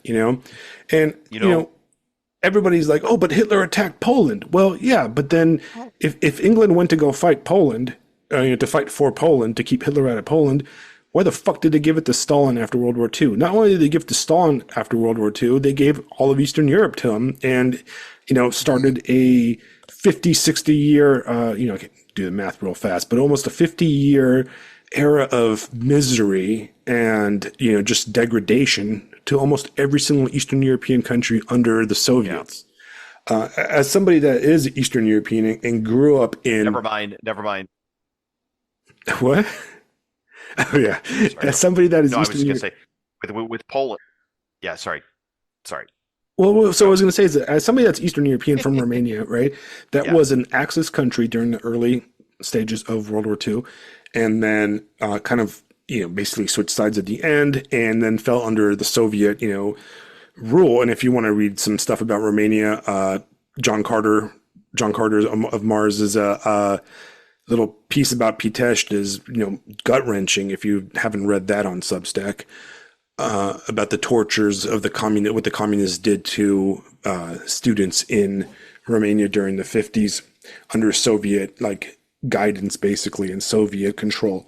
Now, if you go to Bucharest, almost every great, beautiful house and every great like era, like of the city, like the old town of it, is from the interwar period. It's from the period when the country was on the side of the Axis. It was its golden age. It was like Little Paris, is what they used to call it, right? And some of the greatest thinkers of the Romanian like academic world, like somebody like Cioran and Mircea Eliade, they all were rightists, right?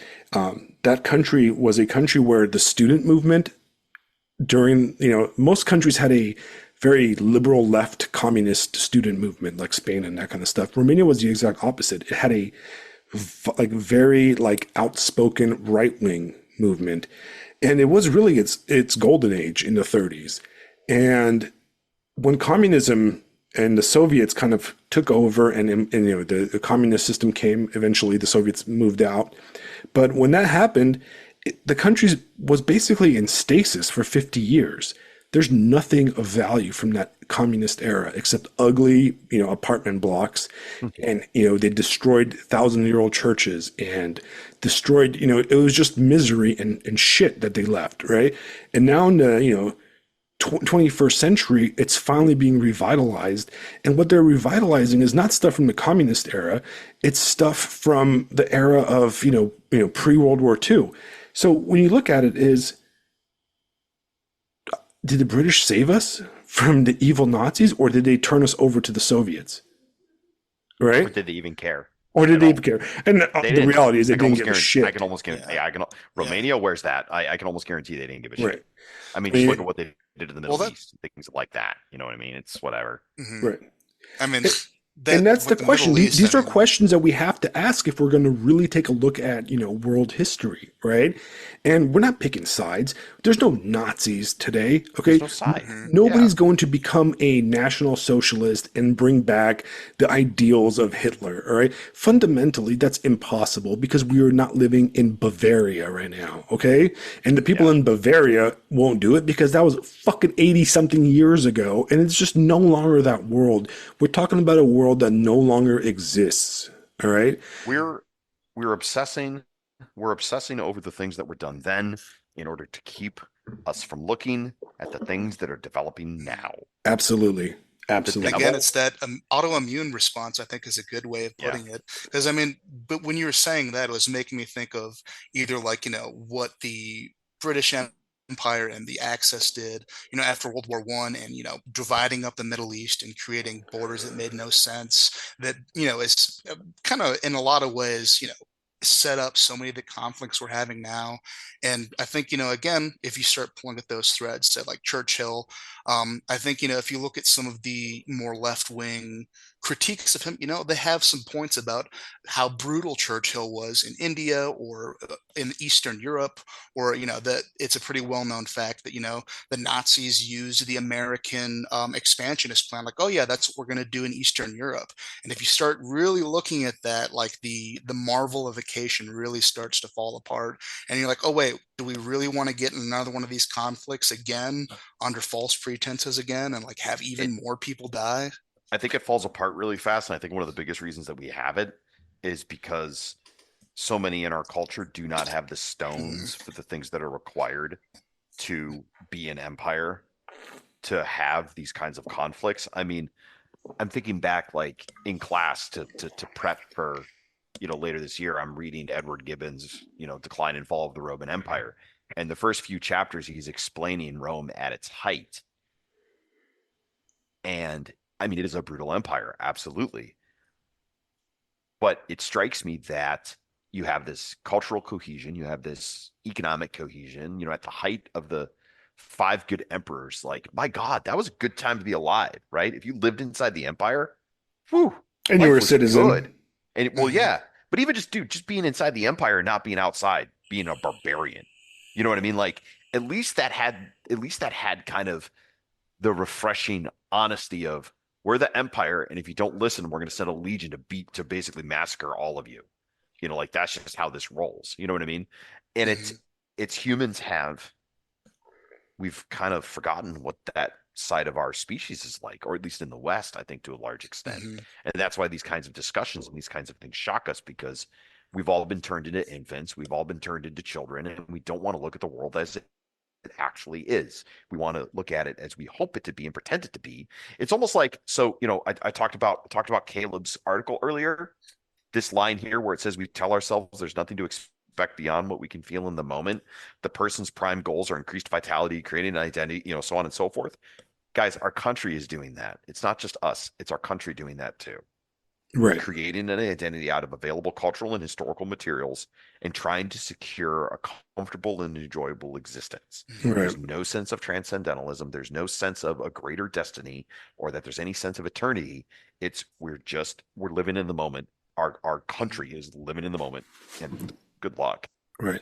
Like that. Anyway. And and to kind of wrap up this section, right? Because we're talking about history. Yeah. What really bothered me and what really kind of, turned on my alarm bells of, paying attention to the culture is that we know, every bit of media is right now saturated with direct attacks on, Daryl Cooper Martyr Maid, calling him an anti-Semite. And, even though he doesn't even mention Jews once, and he obviously is not pro-Hitler whatsoever. And you listen to the episode with Tucker and you're like, what are these guys talking about? Right. But then you go onto the Wall Street Journal and you see comments, and I'm looking at comments right now from, it has to be some dumb boomer fucks, right? Because like only boomer fucks would comment on Wall Street Journal, right? And Wall Street Journal, you see yeah. stuff like this dumb fuck named Jeffrey Lubatkin, I'm going to call his dumbass out, right? What this idiot is suggesting and what Tucker is promoting is even worse than Holocaust deniers, blah, blah, blah.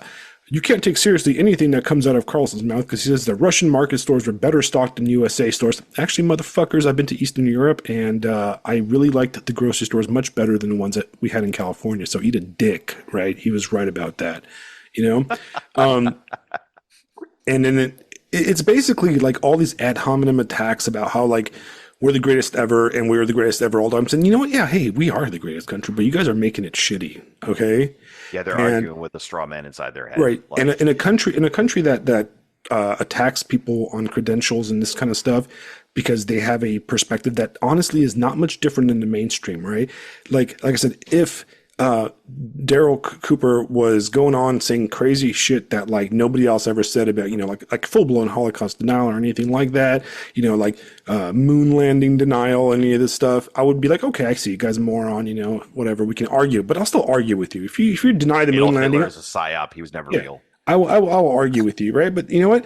The thing is, though, the things that he's being accused of saying, he doesn't even say. He has a very even-handed viewpoint, and really, his big crime was saying that it wasn't even saying that Churchill was an evil warmonger. It was just saying that after Dunkirk, right? And we've all seen the movie Dunkirk, so even you stupid Marvel fucking retards have probably seen this movie because it was made by the Batman guy, right? A fucking boring ass movie, by the way. Well, they actually refer to Dunkirk as the boring Batman movie. Yeah. Well, I think those Batman movies are boring too, but I mean that's my opinion. I know. I'm Hot take. getting canceled. Tim Burton Batman for life, motherfuckers. Anyways, so we're gonna be watch that be the one thing that actually comes out and like everybody actually cancels you for it. All right, I'm sorry, but listen, American Psycho Batman, boring. Tim Burton, Michael Keaton is the only Batman. Deal with it. Cope. All right, but anyways, so what his basic thesis was that after Hitler basically conquered France, got rid of the British off the continent. The English were done. There was nothing. They had no chance of ever retaking the continent, right? Yeah. And Hitler wanted peace, and they didn't take it. They basically waited for the Americans to drag on, right? And you know what? The world would have been a completely different place if that was the case, right? We don't know what would have happened. We can only speculate, right? It's an exercise in historical speculation. It's like one of those what if Spider-Man was really Dr. Octopus, right? You know what I mean? It's important to do. It's important to do because right. That's how you understand better what actually happened. Right. I mean, How and could we it have look gone at it, different? we look at it from a utilitarian standpoint, right? If Hitler would have taken over the continent and defeated the Soviets, would we have, with the millions of lives lost to the Gulag, to the Russian famines and starvations, would those never have happened? Maybe. Would Mao not have taken over China? Right? If Japan didn't lose the war, and would the Cultural Revolution never happen? Would Vietnam never happen without the support of, the Russians and the Soviets, right? Would the Khmer Rouge never taken power in Cambodia, right? There's so many what ifs that could have gone a different way, right? And in history, we're supposed to talk about this, right? This is the kind of stuff we're supposed to sit around a coffee shop or the podcast and have these conversations without some dumb cuck boomer fucking accusing you of being an anti-Semite, right? Right, exactly. Or being an anti-American or something like that. Because there is questions, right? There's a question of, you know what? Ultimately, right? Like, there's a geopolitical element you look at it, but then you look at the bottom element, right? The individual element, right? And I want to know, and this is why the story matters. This is why the myth matters, right? Because you have to tell the mom of that boy from Kansas that went and got machine gunned on D-Day at the beach why he did it. Yeah. Do you understand what I mean? I do. It's making me think of, in class, there's a line that I hear in school sometimes, and maybe this is the thing that we need to continually fight against, but I'll bring up something like a little spicy, bring up something like a little blood and mayhem or whatever, and some kid invariably will make the joke, oh, that's not appropriate for school. And I typically laugh at him and go, this is history class. It's all appropriate for school. Like, we're talking about all this stuff. I don't care what you think. And it's fighting back against that. Like, oh, that's not, it's people would rather be polite than discuss actual. Well, because I think of myself, right? And I think, a few years ago, maybe, oh shit, man, forever ago, a decade ago, I got the chance to visit Mount Suribachi in Iwo Jima. Right. Yeah. And Iwo Jima is actually it closed. You can't really go to it as a civilian. I was in the Navy, and a friend of mine applied for a re-enlistment and a ceremony there. So we took a private Navy plane to Mount Suribachi, and they dropped us off, and we climbed a mountain. And it's really more of a hill than a mountain, Yeah. But I was standing on the beach that the unit I deployed to Afghanistan landed at. So it was and I looked at it, and it was just miserable walking from the shore up to this mountain. And we did the hike, and you get to the top, and there's a memorial for the Japanese and for the Americans. And I'll post some pictures if I can find them. That would be cool. Yes, sir. And as I'm walking through these sand, I'm sinking, and you think to myself, right? If I took a machine gun round to the gut and I'm sitting here bleeding, right? The last thing I'm thinking about is, I'm doing this because of the Holocaust or fucking the rape of Nanking. Yeah. No, I'm thinking I'm fucking 19 and I'm dying on this motherfucking piece of shit. Right. And I'm never going to go bang my girlfriend anymore. I'm never going to, get married, and I'm never going to go to college, and I'm going to be dead. I'm going to be dead. Right. And that's why these guys are so important. That's why these myths are so important, because ultimately the act itself is evil. Right. Humans cutting each other in half with machine gun fire, bombs, and all this shit is evil for no reason, And ultimately, if you have a chance for peace, you should take it. Yeah. And if that makes me an evil fascist, then fuck you. Okay. I mean, so be it then. Fine. Right. Because you know what? You're gonna have to tell that mom, of the kid that goes to fight in Ukraine or the next fucking piece of shit place, right? Which they are the ones that have to do that. Right. You know what? So you need to keep that myth going, and explain to them, well, they died for a cause, for whatever, for freedom or whatever, not for the contracts of fucking Halliburton or whatever. And talk about that.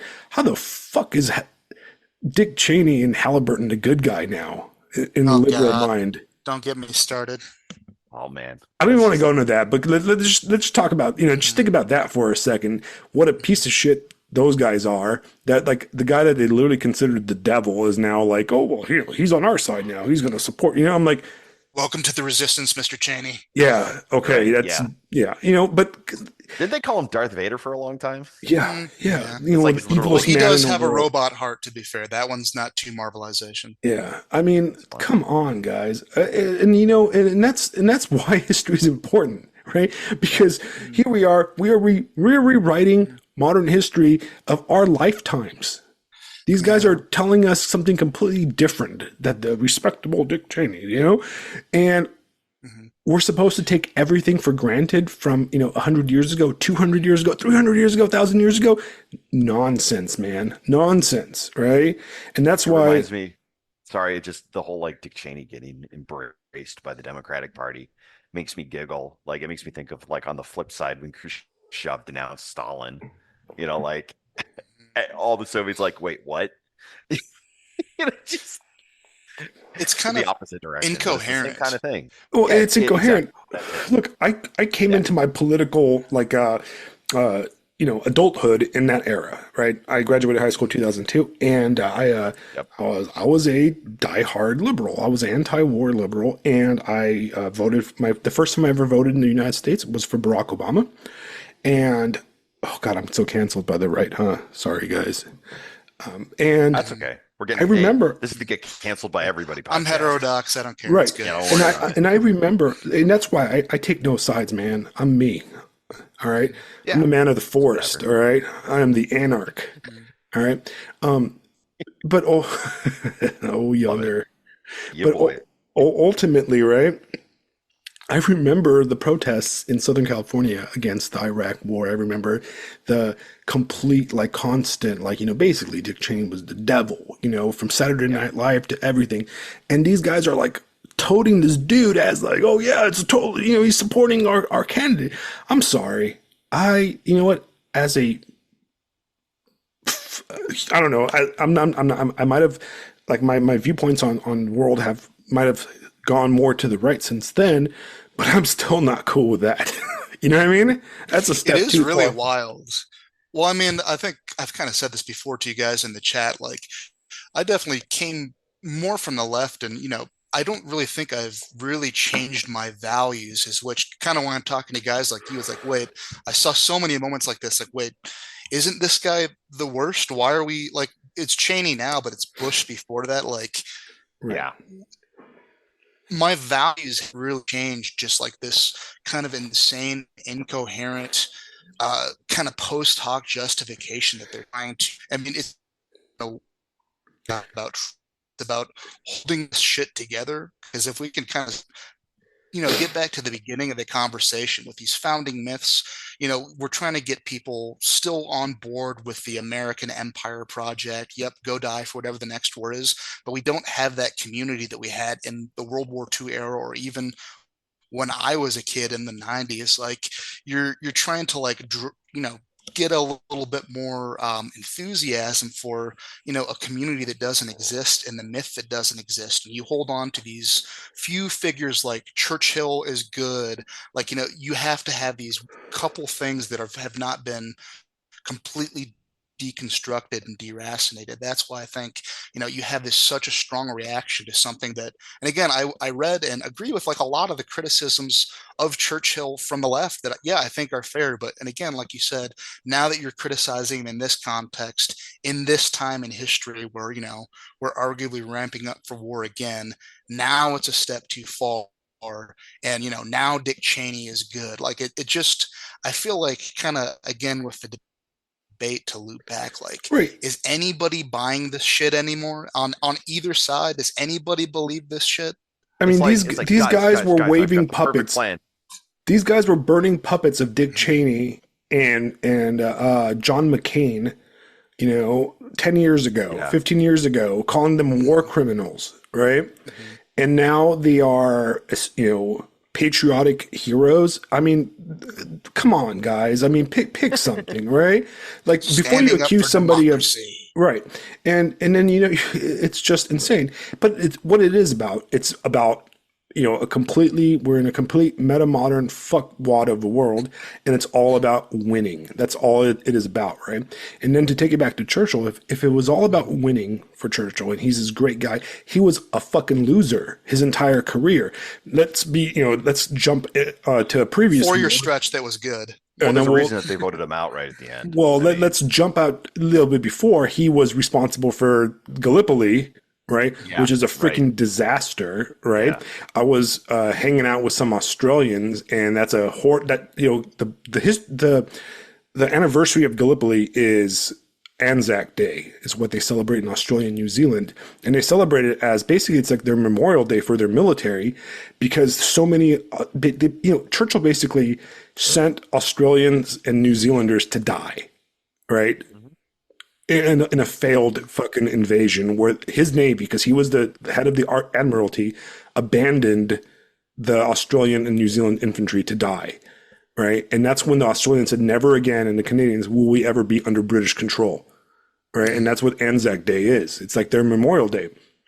And he failed miserably, right? And then if you talk about winning, the one country that did not win World War II is England, because they entered World War II as a world-spanning empire and left with nothing. Yeah. All right? 100%. And 80 years on, their capital is only 30% English. That doesn't look like a victory to me, all right? When your capital has only 30% of descendants of the people that fought and died in these battles, you lost some kind of war somewhere along the lines, Mr. Churchill. All right. Yes. So I mean, and that's not a debatable fact. It's not it's just a fact. All right. And you're from a historical, socio, political view, you have to look at these kind of things, right? Like, would England still have its empire if it decided to sue for peace? And these are questions that we ask. Would the world been better off if that kid from Kansas, the 19-year-old, didn't die at Anzio or Normandy, right? Would his family have been happier? Would the world have been a better place if Stalin lost World War II? What if the United States just stayed out of it and didn't do the Lend-Lease Act and basically supply the Soviet military, right? And so these are all questions that we're allowed to ask, man. Right? That's the whole point of history. That's the whole point of the study of history, right? And you can't take these idiotic black and white issues. And I'm going to get close to ending it right now, and I'm going to take it into even downer. I'm going to go even lower and lower the mood, right? Good to end on. We're talking Let's about end on a down note. Let's end on the most down note ever, because my wife wants chocolate. Right. So the most down note ever is that today is 9/11. Oh, jeez, that's right. Oh, we didn't even talk about it. Hey, man, that's kind of ended on an upper. I mean, wait, what? Today is 9/11, and it is it is the defining moment of our generation, right? It is where the world changed completely, right? And the mythology and the history of 9/11 and the war on terror and everything is constantly being revised. I mean, as Cheney, the war criminal, supposedly 10 years ago, is now a hero and an American patriot. So we're seeing the same kind of stuff going on in live, underneath our eyes right now. And the question is 80 years from now, when I'm dead and you're dead, what are the history chips going to be? If there's going to be any history books, because we'll probably be in a post-apocalyptic wasteland. But what are they? How are they going to talk about this? Or how are they going to approach this? Because there's a lot of different conversations about why Al Qaeda existed, why they did what, why the Middle East is doing this, and that kind of stuff. The two wars. There's tons of stuff that we really can't talk about without getting into partisan kind of issues on both sides, or sacred issues, because that era is quickly becoming part of the new mythology of the 21st century. So it's really interesting, right? But ultimately, people died, and that's all that really matters, right? An evil act was committed, people died, and evil people from all around took advantage of that situation and led to more people dying. No one's going to bring up 9/11 because they'll be afraid of being called well, you know what, anti-Muslim. that pissed me off in a way, going back to the debate last night. So we went back to the debate last night, and last night was 9/10. It was the eve of 9/11, right? And Vice President Kamala Harris said that January 9th was the biggest attack on American democracy, right, since the Civil War. Right? On the eve of 9/11, right? Yeah. But Trump didn't call her out because he's a fucking buffoon, right? Right. Who wanted to talk about his great... Hey, remember when JFK got his head blown off? Anybody remember that? I feel like if I was Trump, that's what I would have said. Hey, remember when I almost got my head blown off just like JFK? Oh, right. Or that would have been a spicy little meatball, right? Or when fundamentalist Muslim lunatics flew 2 fucking planes into the Twin Towers, that kicked off 20 years of war that ended disastrously during your term, lady. Yeah, exactly. But no, he didn't, because he wanted to talk. He wanted to talk about his greatest heir or whatever the fuck he wanted to talk about, and his eating cats or something. Listen, like that's the level we're at, completely. Like, we live in a world that, to quote, my buddy Neil, the editor of Pilot Press, nobody fucking reads, and that's the problem. Nobody reads. Everybody's an idiot. Yes. Everybody. Yeah, exactly. Everybody's an idiot, and the people lying to you, they're idiots too. So it's all idiocy all around, right? You know what? I think we just figured out the era that we're entering into. It's the illiterate era. It is the illiterate era. It's like basically like since the time of like those Sumerian notches and hieroglyphics in Egypt, we're going back to that. Pretty soon we're just going to go back to fucking graffiti on the wall and some idiot pissing on the wall and like putting paint in it, right? Because that's where we're at. Perfect. But yeah, I mean, listen to that, and to take it even more of a downer, right? Into speculative world. Even go down. Yeah, I can go even lower. From 9/11. Right? Let's go just a tiny bit I'll go further, even and then I lower. need to get out of here. All right, same thing. If 9/11 happened today, the way our society is right now, oh God, would we see the same level of support and outpouring of patriotism and love for the New Yorkers that you saw in 2002? Oh no. Absolutely not. Absolutely not. Listen, if it happens again, or when it happens again, rather, we should say, 100%, one tribe's going to blame the other, and that's going to be it. Right. That will be the discussion.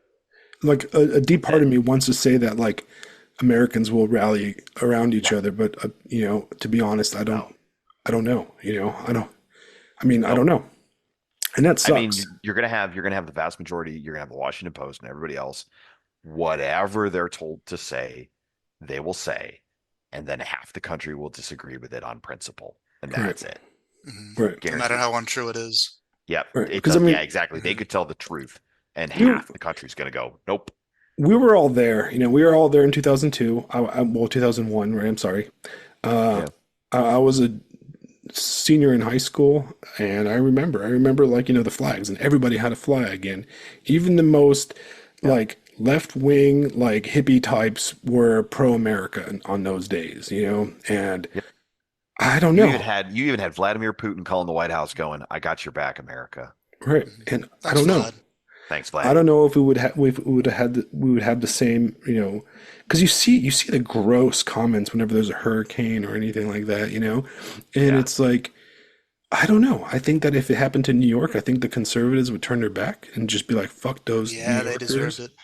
And then I think that if it happened otherwise, somewhere in the Midwest or something, you'd have the same kind of reaction, and it's sad that I believe that, and it's we're in a bad spot, and I really hope that we move past that, and I think the best way to do that is to read fucking books.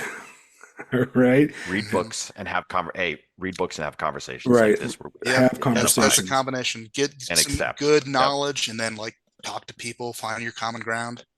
Yep. All right. So there we go. That was the downers of the downer I could end it on, right? And Thanks, for you listeners at home, I'm sorry. You probably want to run your car off the side of a big bridge right now as you're driving. I didn't mean to bring you way down, but thank you for listening, and please like and subscribe, share these, because the whole point of this is to get as much interesting conversations down. Sometimes we'll talk about stuff that we don't particularly believe. We're talking hypothetical, so please don't cancel us, because fuck it, cancel me. I have nothing to lose anyways. I'm broke. I have no money. But that's why you want to like, share, subscribe, okay? And hey, if you're listening and you think that you would be a great guest on this podcast, come join us and talk with us. Do shoot me a message on Substack. Also, if you think somebody else would be great, please shoot me a message on Substack. I am planning on working out with Mr. Caleb Caudell, who we mentioned in this podcast, for the next few weeks. I know that I'm going to get old Pile and Press guys back in here. Mr. J.B. Jackson is going to come in soon. He's going to talk about his sequel to the fantastic novel Shagduck, and the sequel officially came out recently, and that's going to be out there, and we're going to get him and the editor in here. We're going to talk about that.